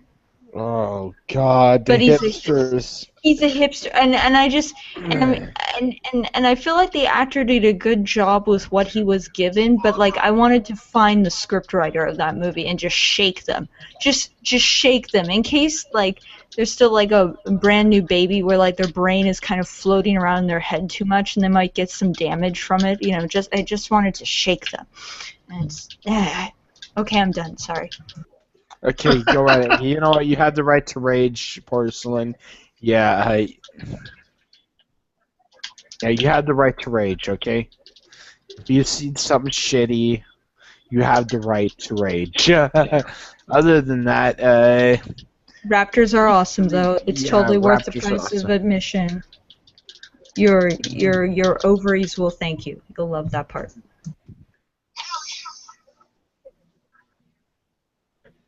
Yeah.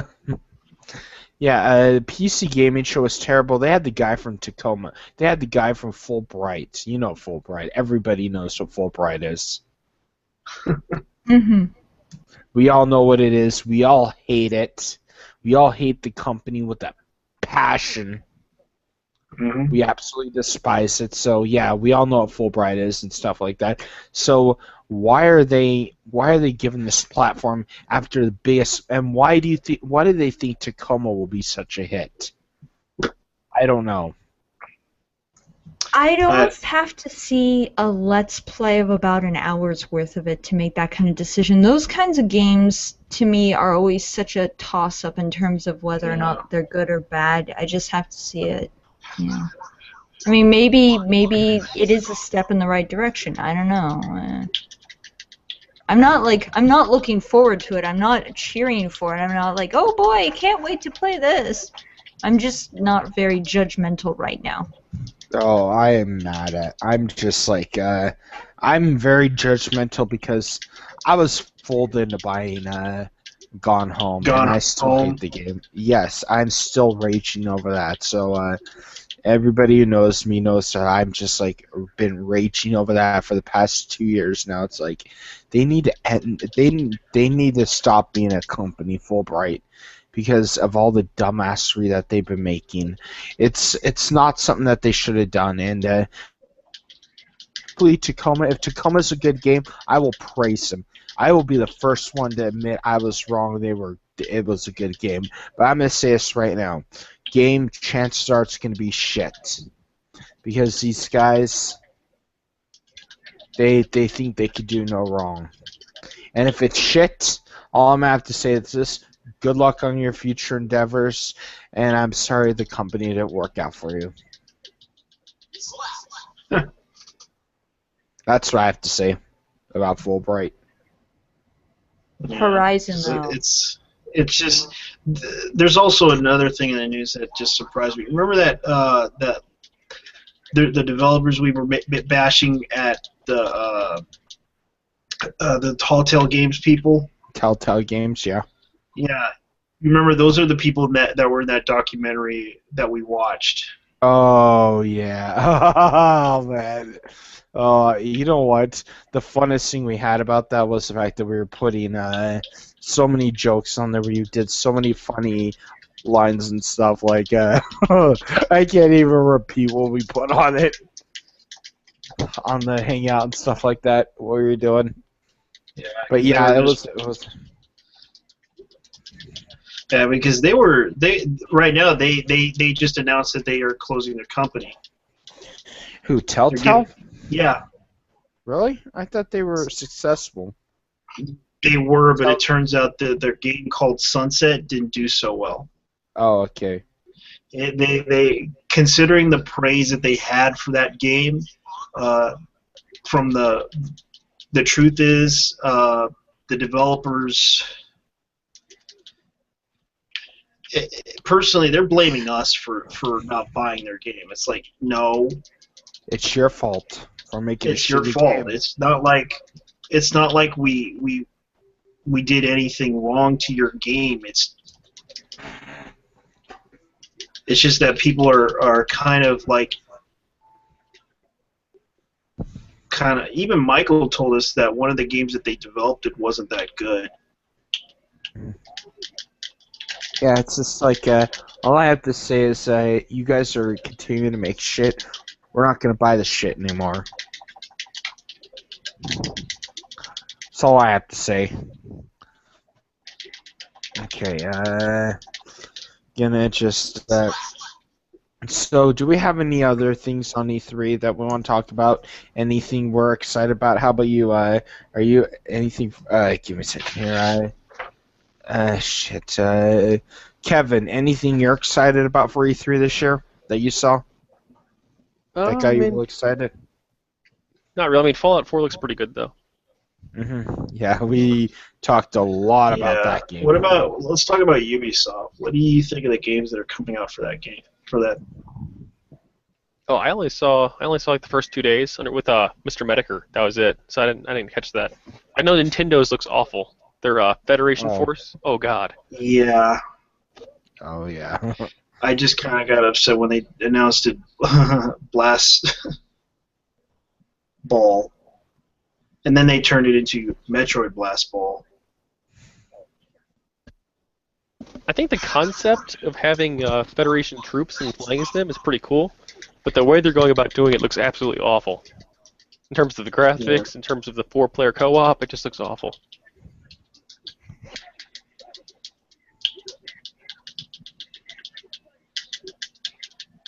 Oh my god, I'm looking at the gameplay footage for Tacoma right now, guys. It's a floating simulator! That's what I have to say, it looks like a floating simulator.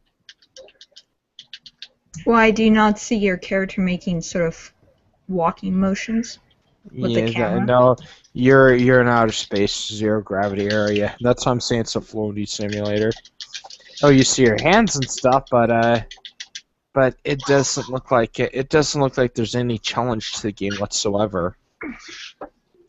It's supposed to be one of those games where you have to wander around just to find something. You know what? I will forgive him if it's a game like a Myst or something like that, but it doesn't look like one. Yeah, if they add puzzles and such. Yeah, but it's not like something that you have to do that's so challenging. Gone Home was the freaking easiest game I've ever played.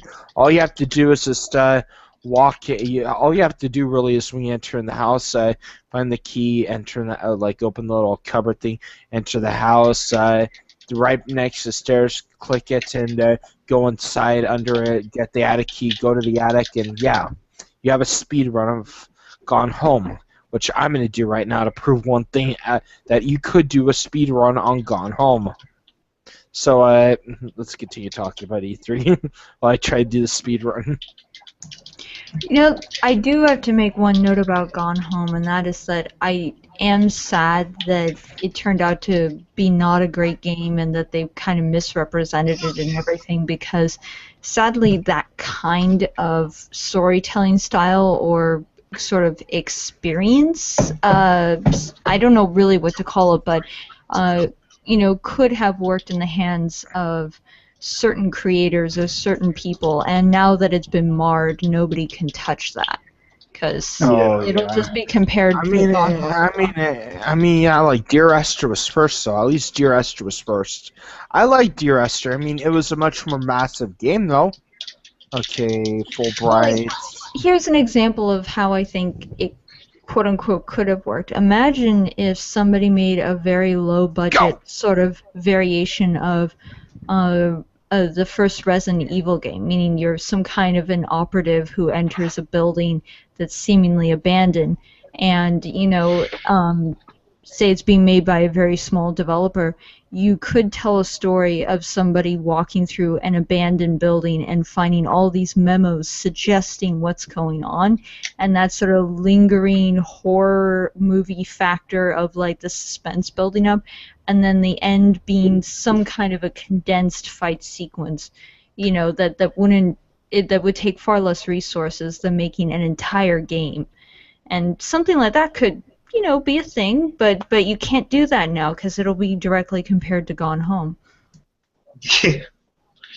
Yeah, the only thing I've realized about that whole storyline, which I have to agree with somebody that said it, and you and I agree about it, Yeah. that it's just a horror story about finding out your sister's a lesbian. Yeah, give me a second here. I think I've okay, this is such. I'm doing a speed run of Gone Home right now. I have my stopwatch on, so I'm doing a speed run of it.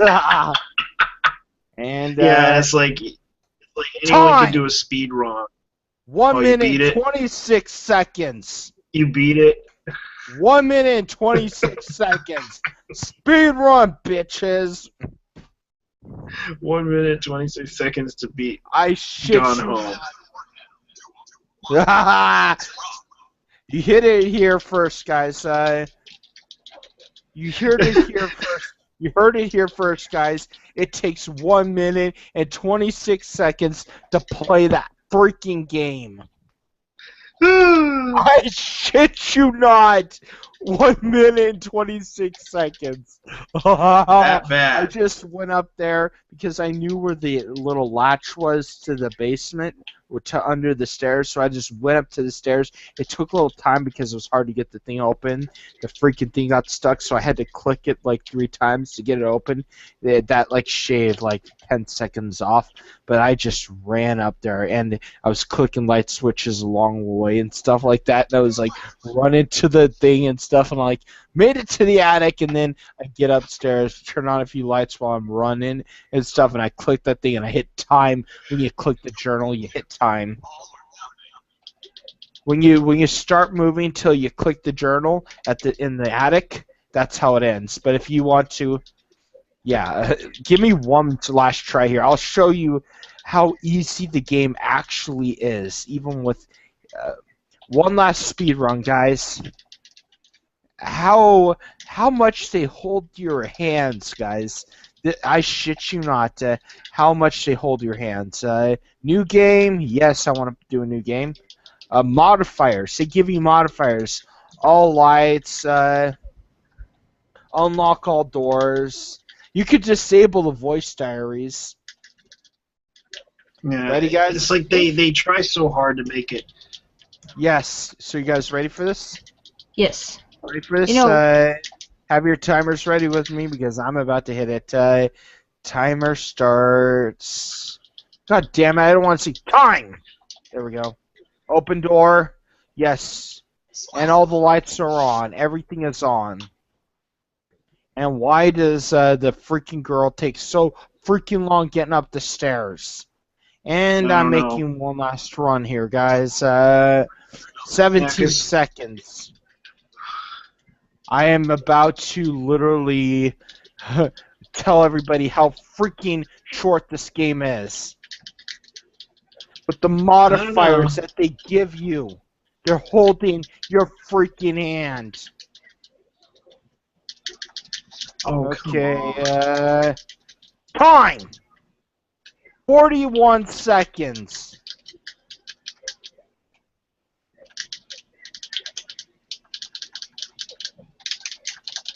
Yeah, Katie, I'm so sorry that I can't be there to see you in person either. Because this game is that freaking awful. 41 seconds without the modifiers on. And this is a $20 game. And you expect us to pay for Tacoma?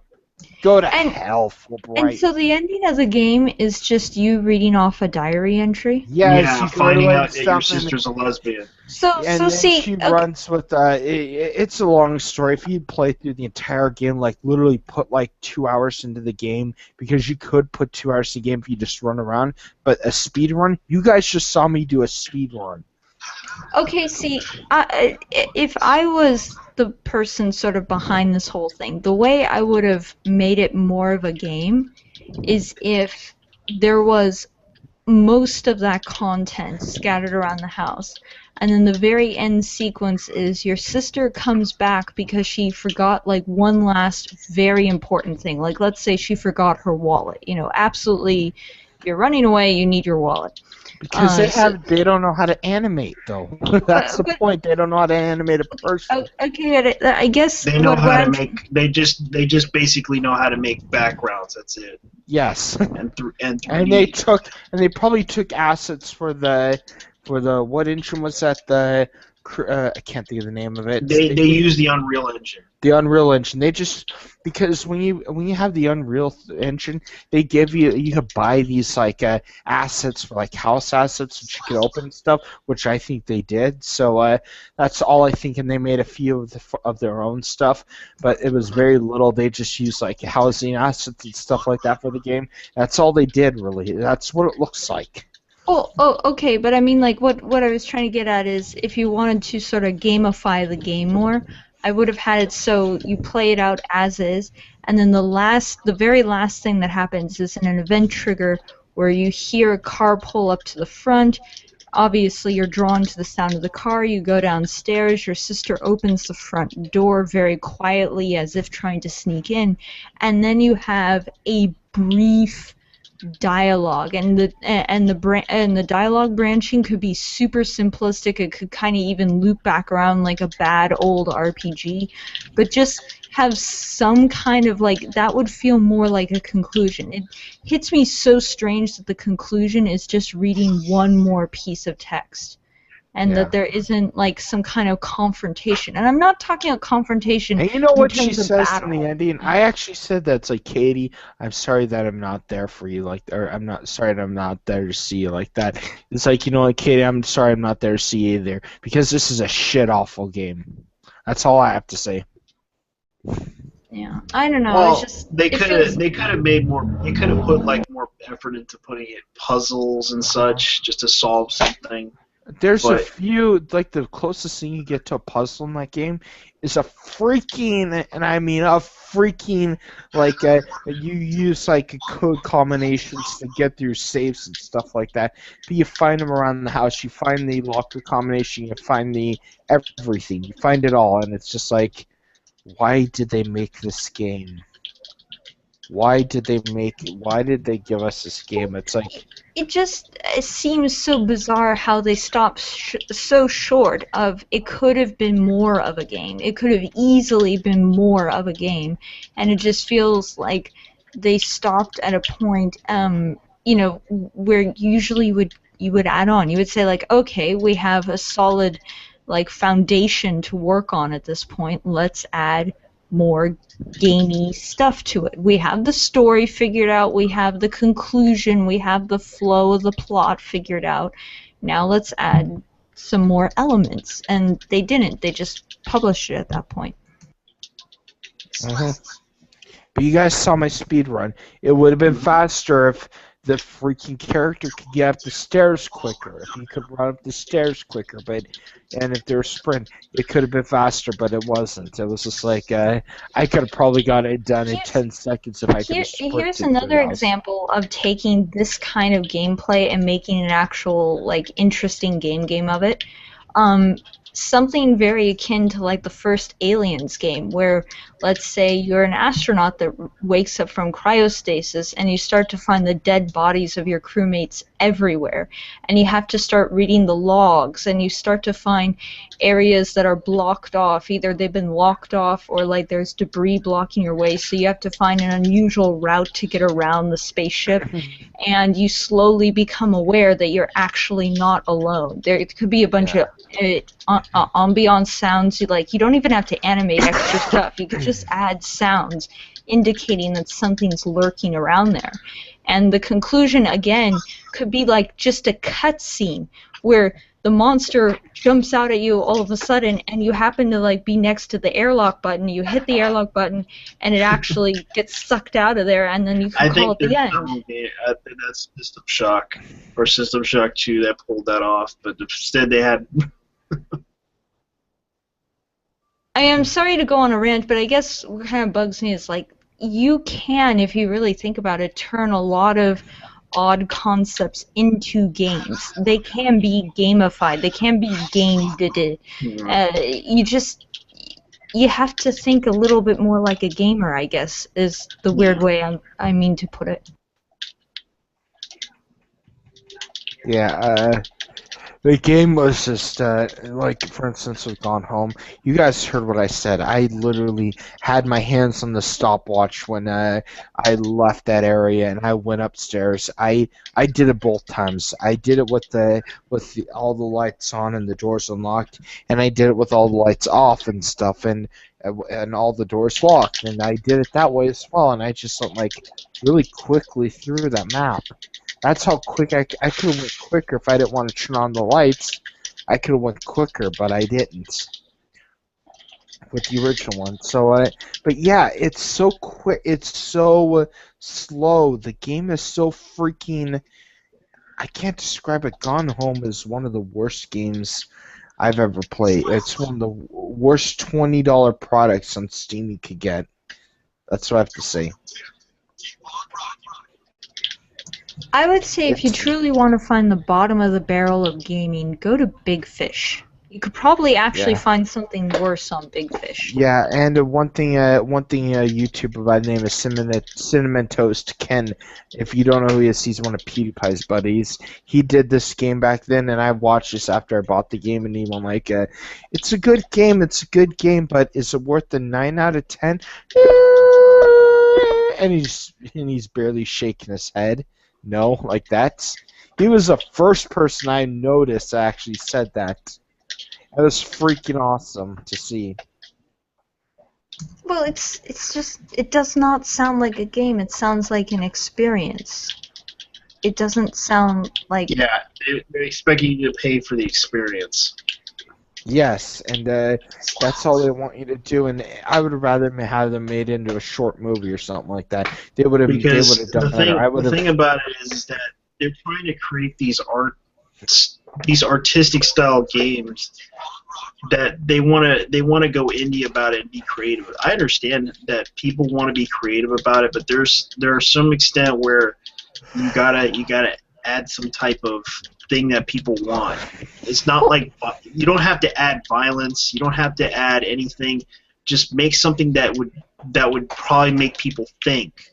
Yes, and like for instance, games like Myst, games like Siberia 1 and 2, games like those ones. It's like play games like that. Don't make games like Gone Home where it's like you walk in the house. Don't say that. Just say that you just make something that's original. That doesn't have to be like. That's all I have to say. And Tacoma, what it looks like right now, my fears of it, it looks like it's more than Gone Home, but my fears of it is that it's just gonna be it's gonna be Gone Home, but instead of being called a walk-in simulator, it's gonna be called a floating simulator because you're in zero gravity. I want to offer one last example of how this could actually be a reasonable, like, I don't even know if the right term is mechanic, but how you can make something actually cool out of this. One last one, and then I swear I won't do it again. When you see the movie Jurassic World, that is a movie with a ton of really great set pieces and a ton of really great, like, attraction ideas. I think it would be really cool if somebody made, like, a meditative game where you could just go on all the attractions of Jurassic World, and it's not following the plot of the movie. It's just like you're just a tourist going to Jurassic World, and you're just allowed to look at the exhibits and just allowed to, you know, sort of hang out with the dinosaurs. I think that would be a cool, stress-relieving an amusement park simulator, basically. Yeah, you know but that's fine. You're just like going on vacation. As long as I watched Angry Video Gamer during his like 12 days of shitsmiths thing that he did for video games and stuff like that. 12 days of shitsmiths, basically. And he did one thing where it was like a game called Universal Studios, which is an amazing theme park if you've ever been there and stuff like that. Yeah. But one of the things that I've been there too. But even Porcelain's probably even been there once. But one of the most amazing things, it's a really cool theme park, EET and stuff like that, and they have that water show. I forgot what it was called, but yeah, they have all these shows and stuff, and ET and stuff like that.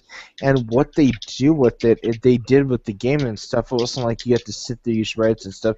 They made these shitty little mini games that weren't even good, and it was like reminiscent of a game on the NES called Disneyland, which I remember because my aunt, when I was very little, she had it, and I would go over to my grandma's house, and my aunt would have it in her thing and stuff, and I would try playing and stuff. And it had shitty. It wasn't like you were going on the rides. It was just shitty mini games and stuff, and it was reminiscent of that. So I am very concerned about, and I mean this, I am very concerned about amusement park games. Well, I understand the idea of being concerned about an amusement park game that's based on a real amusement park, but the whole sort of idea with Jurassic World or Jurassic Park is that it's not, it could never truly exist. So, you know, you immediately have nothing that you're mimicking directly, you know. And like I said, when you see the movie, they really fleshed out the idea of how would you produce rides based around the dinosaurs, and I could totally see a first-person simulation thing that just kind of let you go through the park, you know. Yeah, I could see that too. I agree with you there. It looks maybe like on a something I would. maybe on a stressed out day, I just want to stare at Triceratops. I totally agree with you on that. I actually enjoy those kind of games too. They're really fun and stuff. Like there's this mod for Gary's Mod called Tower, I think is what it's called. It takes us like I'm gonna look and see if I can find the thing for it on the workshop because I have it in my thing on the workshop, my subscribed items. Yeah, there's this thing called there's Lunar Base. Give me a minute here. I have to find it. Might be on 31. Attack on Titan. Cinema 29.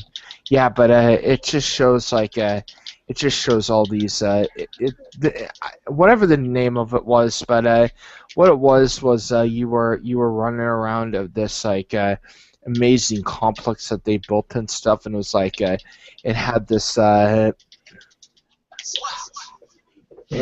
like amazing atmosphere to it, like you were just walking around everywhere and stuff like that, and you get to go around and have fun. I think it was Gmod Towers, what it's called. So yeah, I'm downloading Gary's Mod right now. So what it does is it has like this amusement park feel to it and stuff like that. You could go down water slides, you could go to the ocean and stuff, and they did an incredible job with it.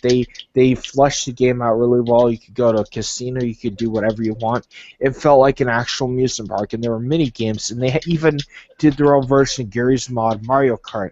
They did a mini golf thing. They did all this, and if anybody ever has Gary's Mod, and I think you need to have Counter-Strike and a lot of other Source games like that, Half-Life, all those other Source games, I'd suggest it. Look for Gmod Towers. You'd have to download from a website, and a bunch of you have to get it from a website that they have all the mod selections that you need. But yeah, that's what you need is that kind of stuff right there. So but that's a good amusement park simulator as well. I mean, there's no roller coasters, but there's a Ferris wheel. So yeah. Yeah. All right. So. I'm sorry I just ranted so much on that, but I guess it's Okay. a lot of people complain about that one notorious indie game, I'll be and right I back. think You guys there are lots of reasons to complain about it, and I guess the way I tend to complain about things is I always think of how it could have easily been done in a different way, and that's what annoys me more than anything is like how easily you could fix a situation They could. instead of just railing on it constantly. But Yeah, a lot of people are talking about Sunset, as I mentioned before. That indie game basically did receive a lot of praise, but not a lot of sales. And the indie developer in question from Tall Tales basically got upset with us. interesting. Do you know why you got upset? Because we're not buying the game. Yeah, I've been confused by the ads. I think I've seen ads for this. Yeah, and Yeah. especially the reviews were ridiculously bad. Well, I wasn't sure where they were going with it. Like, I guess were they trying to make a more clean Saints Row? Maybe? Yeah. Maybe? I'm not sure. I mean, it kind of looked like Saints Row and, what is it called? Jet Set Radio crossed and had a baby or something. But Yeah. Splatoon came out, so that's a Jet Set Radio descendant, I guess. Yeah, it's just the thing is that they try so hard to make. I understand that the developers tried so hard to make this game happen,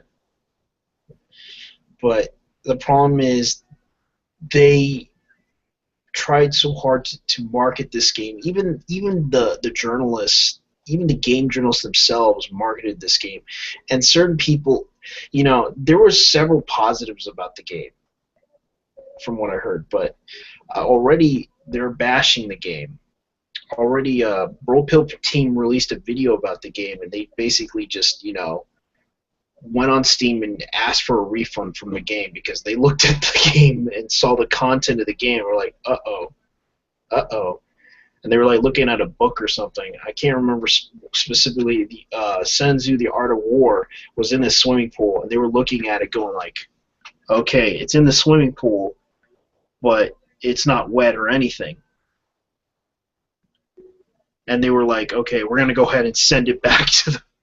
They just said ask for a refund and left for some reason. They just basically just were like, I want my money back. Yeah, thematically, I'm very confused about it because I can't tell where they really want to go with it. Like, Yeah, because it's like they were trying to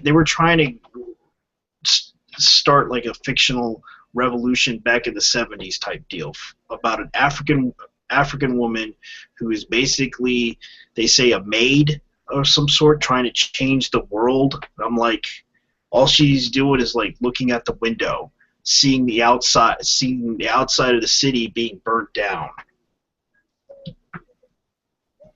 and basically, organizing the house for some reason.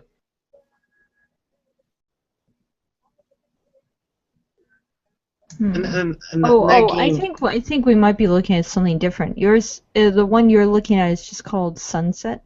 yeah. Oh, okay. No, I'm sorry. I'm totally confused. I was staring at something else. I was staring at Sunset Overdrive, and I was like, yeah, I'm very thematically confused about this. It was an indie game that I'm talking about. It's called Sunset. It's all right, okay. all right. It happens. I see the pictures now. Okay, I get it now. You know, my first complaint about this is it should have been in like the 1950s. Yeah, let me see what's going on because I keep getting these. Here's Okay. a pro tip, hipsters. Just a pro tip to all the hipsters out there. You actually need to know your history to make something provocative. If you set it off by a few decades in any direction, it's not going to resonate with the people who actually remember what order things happened in.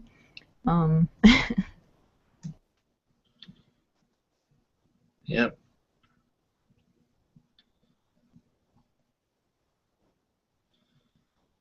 Oh boy. I am still waiting for them to release interviews on Base Gamer. So she's like an observer to an apocalypse? Yeah. Okay. Alright. I mean, that's not too odd of a concept, you know. Like, it's like there's a revolution happening down in the city.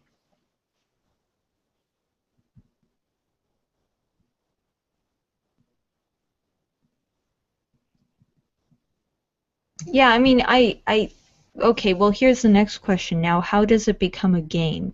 Like, we can assume that this could be some kind of, like, observational, almost moving art piece, bit of media, but how do you now Okay. call it a game?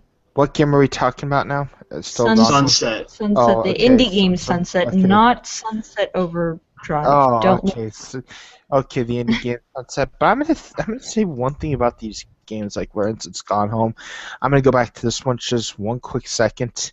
I was in my throne room and I was sitting down and thinking stuff, and one thing I thought was, what if these games, like how I did the time limit and stuff like that, what if people started making these into racing games, like having these competitions, who could finish this game first, and they have like this timer and start, whoever makes to the diary first wins. I'm just saying, these games are going to be made into racing games. I shit you not. And that's going to be the legacy. They're just going to be so ridiculous, they're going to be racing games. Now go back to Sunset. I decided to get that out of my mind for a second. Yeah, because the game was just, I don't think it was just like that. It's just, it didn't really, I think it more markets to the hipster crowd than the typical gamer crowd that likes to play certain types of games like Mario and first-person shooters, puzzle games, you name it. But Okay. the problem with this game is that it's not well advertised, even though it was praised by journalists being the best game ever made. I don't think that journalists should. I think journalists should just be honest and admit that that they suck at selling a game that isn't worth buying. Yeah, Kid Porcelain. Now you could. I just had to get that in my head. Now you could go, girl. Now you could talk. I'm sorry. Go ahead. Oh, I'm gonna. I had a tangent, but I'm gonna save it when it makes more contextual sense. Somebody in the chat mentioned that the time period for this game is supposed to be more like the 1960s, which would gel a little better. I'm confused. For the setting, is this supposed to be a fictional, like, environment, world, Yeah. city? Okay. It was. Because I see a lot of elements in the imagery that's like all different sorts of ideas jumbled up. What I was going to complain about is if it was historically accurate and like accurate to a location, something seems a bit funky with it in terms of their interpretation. But if it's totally made up, then I can't complain about it, you know. I don't know. I don't know if this counts as a game. I mean, it could count as something you could download as an experience. That, you know, maybe we should try to push that as like a new genre people could file things under, and then that way we wouldn't have to look at them. They would be in like the visual experience genre, and that way we wouldn't have to argue if they're games or not. We could just say it's a visual experience and then shove it on the shelf next to all of its brethren. Yeah, I would agree there. Okay, I have one last. No, you go, right. JT. The thing about that game is that the style of it is, it looks okay. If they would have made it like a mystery game or something like that, I would buy it. But the problem is, I guess they were trying to go more artistic style, and I understand they're upset with us not buying into the hype of the game. The thing is, it's not the type of game you would expect a PC gamer or someone from another country to buy. You have to really, you know, dig deeper and figure out who to market this to, and that's the problem. It's like, yes, the game. You can blame us for. You can blame Gamergate for the problems that they have caused by basically not buying the game because you're being praised by Kotaku, but you have to realize it's based on merit of word of mouth by people that thinks that your game is very good. The problem is that you're dealing with a market that's very. I understand your market is very small, and you try to reach out to Anita to tell them, look, hey, my game is very small, a very small game. I created it with a lot of hard work. I have been given a lot of awards for this game, and I worked so hard to make this game. And did Anita ever help promote it? No. No, she didn't. And No. that was the biggest problem that people had with that game. It's like she didn't help lift a finger to promote that game. Not at all. Not at all. Yeah. Other than the fact that it's just a game. Yeah, just a game, and people And are. it's just another game in the market. It's just sad that the developer made like about how many games? Like 6 games that came in a bundle, and it just. You know what? If people don't want to buy the game, people don't want to buy a game.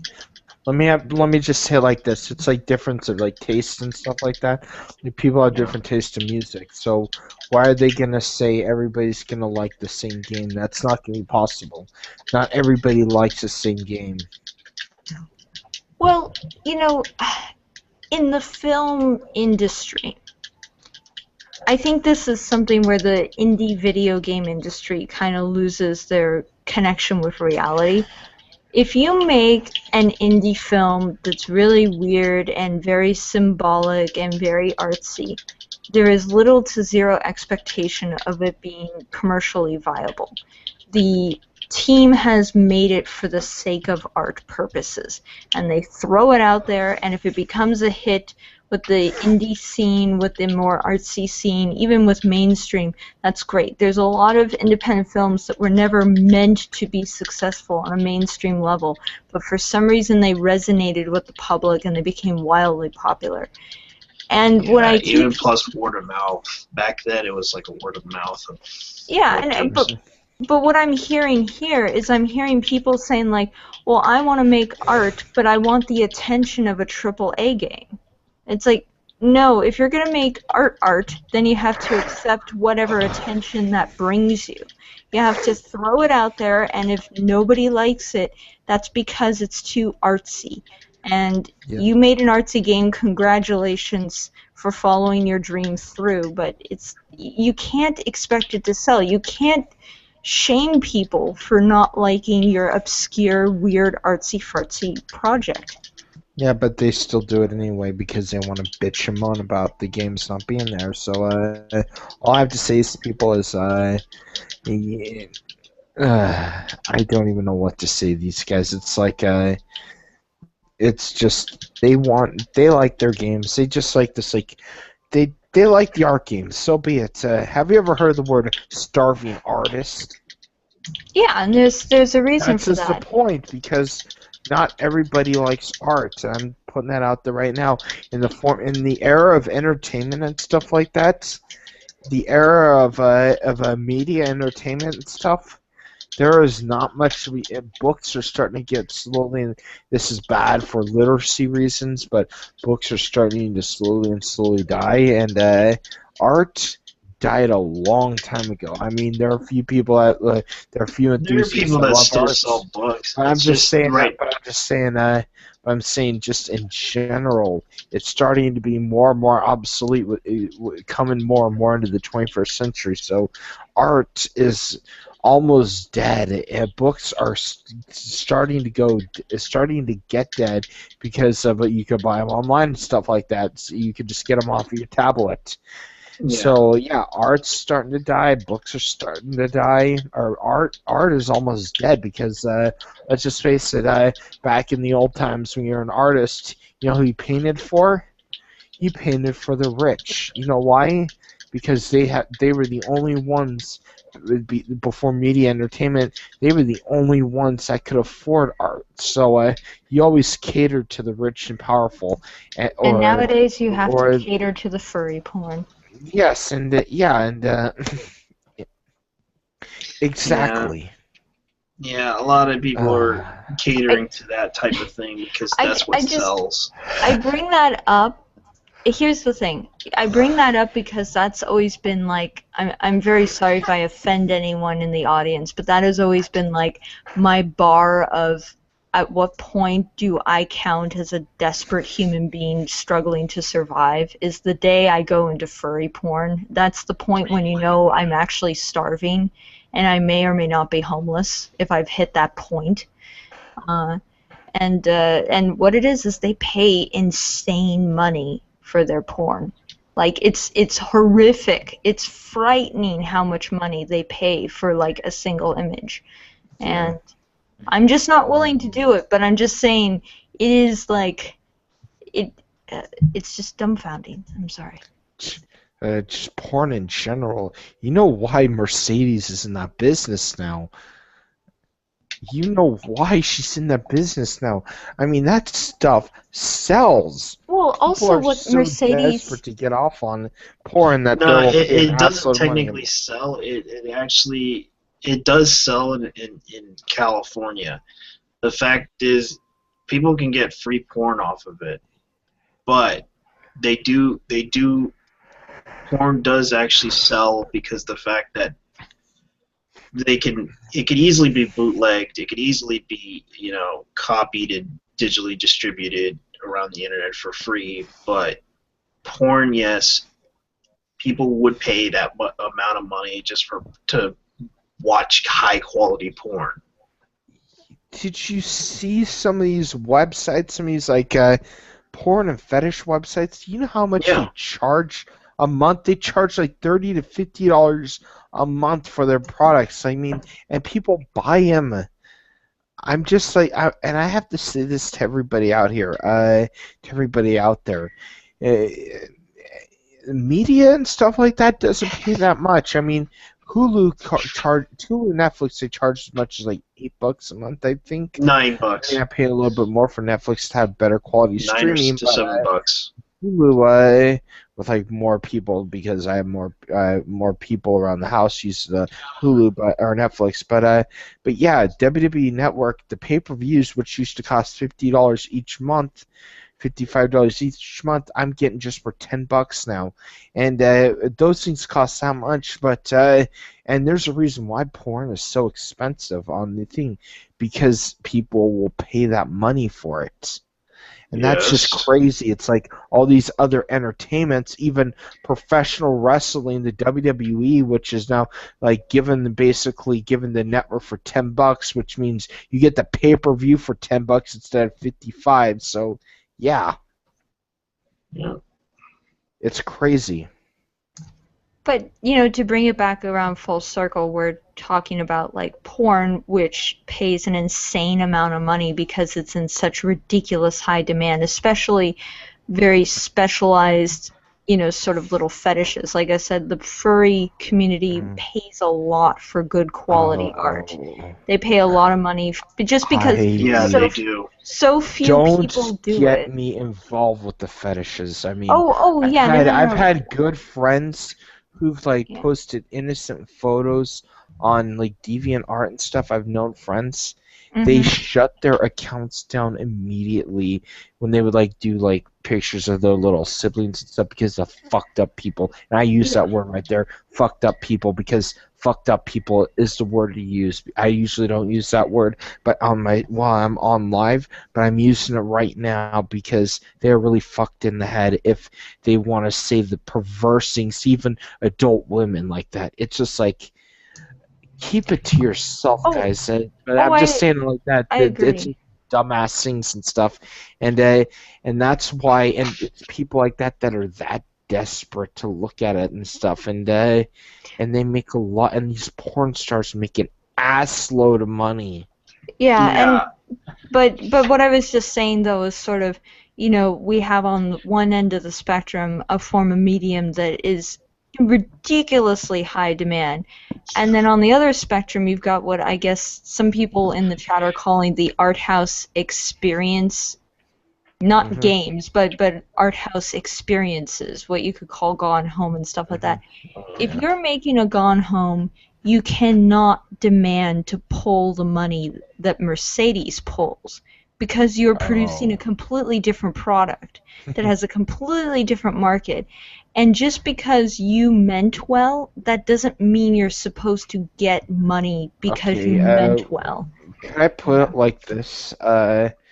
what would you rather see to all the men out there and even women that are into this? What would you rather see? Mercedes going on, Gone Home, for instance, like will play Gone. Would you pay $20 for Gone Home, or would you pay $20 to see Mercedes go with another woman like that on a porn? What would you guys rather pay? I would donate that $20 to Mercedes Patreon, but not watch her content, if that makes any sense. Like Okay, I support her being a strong, independent woman, but like I don't want to look at it, but I support what she's doing. If that makes sense. I'm just saying. Yeah. But I'm giving this question. But I was saying to mostly the guys. But I liked your thing. But I'm just saying it like this. Would you rather see Mercedes go at it with another chick or something like that for pay $20 for that, or pay $20 for Gone Home? That's the markets right there. That is the freaking markets, and people would rather pay money for things like porn. People rather pay money for things like shooters. People rather pay money for things like good quality games, like, for instance, Fallout 4. Bethesda's going to make an ass load out of that game. Oh my god, I just mentioned 3 way different things in just one topic. I first mentioned porn, I mentioned Gone Home, and I mentioned Fallout 4. All in one, and Fetish. All in one stream. And E3, Nintendo. I mentioned all of this in one freaking stream. This is oh man, this is reminiscent of my first stream. It really is, but it was all on me this time. Yeah, but yeah. But yeah, do we have anything else we want to say about it? Do we have anything else we want to talk? I have a very stupid question to ask you guys in the world in general. Mm-hmm. Has anyone made a GG-themed WoW guild yet? Nope. I don't play World of Warcraft. Because I'm trying to think, would you call it like Queen Vivienne? Or would you call it like the Knights of Queen Vivienne? Or just I don't know why the idea of trying to figure out what the name of a theoretical GG Warcraft guild would be has been really haunting my dreams.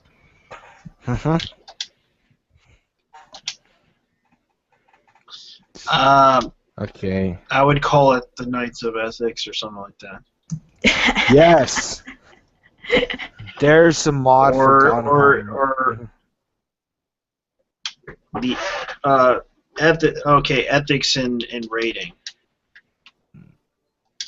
or ethics in PvP or something like that.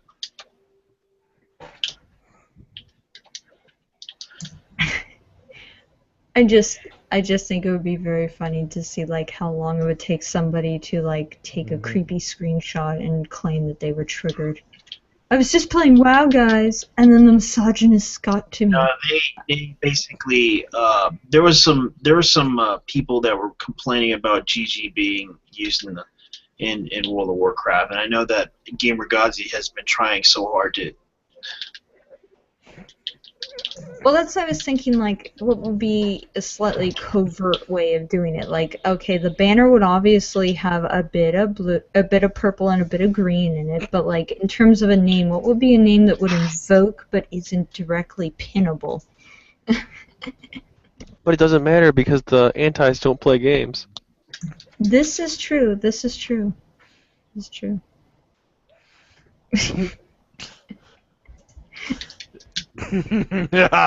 Oh my god, this is freaking awesome. Okay, do we have anything else to say about this, or I'm about to close up the stream? Do you have anything final to say? No, thanks for having me on. Sorry I didn't say much. Okay. Well, it's okay. The chat suggests that they should be called the Punishers of V. Yeah, that's a good one. Okay, that is a good one right there. Okay, alright, well, I totally agree with you guys. It's getting late where I'm at. It's almost 12:30 where I live. So I think we should close the stream up right now. Thank you for having me on. Thank you Good night. guys so Thanks for much. I went way off topic toward the ending, but we did talk about E3 though during this whole event. Being your host, Leon Gunstill, with Kevin McDonald, JT Vega, and Porcelain. And we'll see you guys later. That's Woot it. woot! Take Good care, chat. guys. Good night. Night.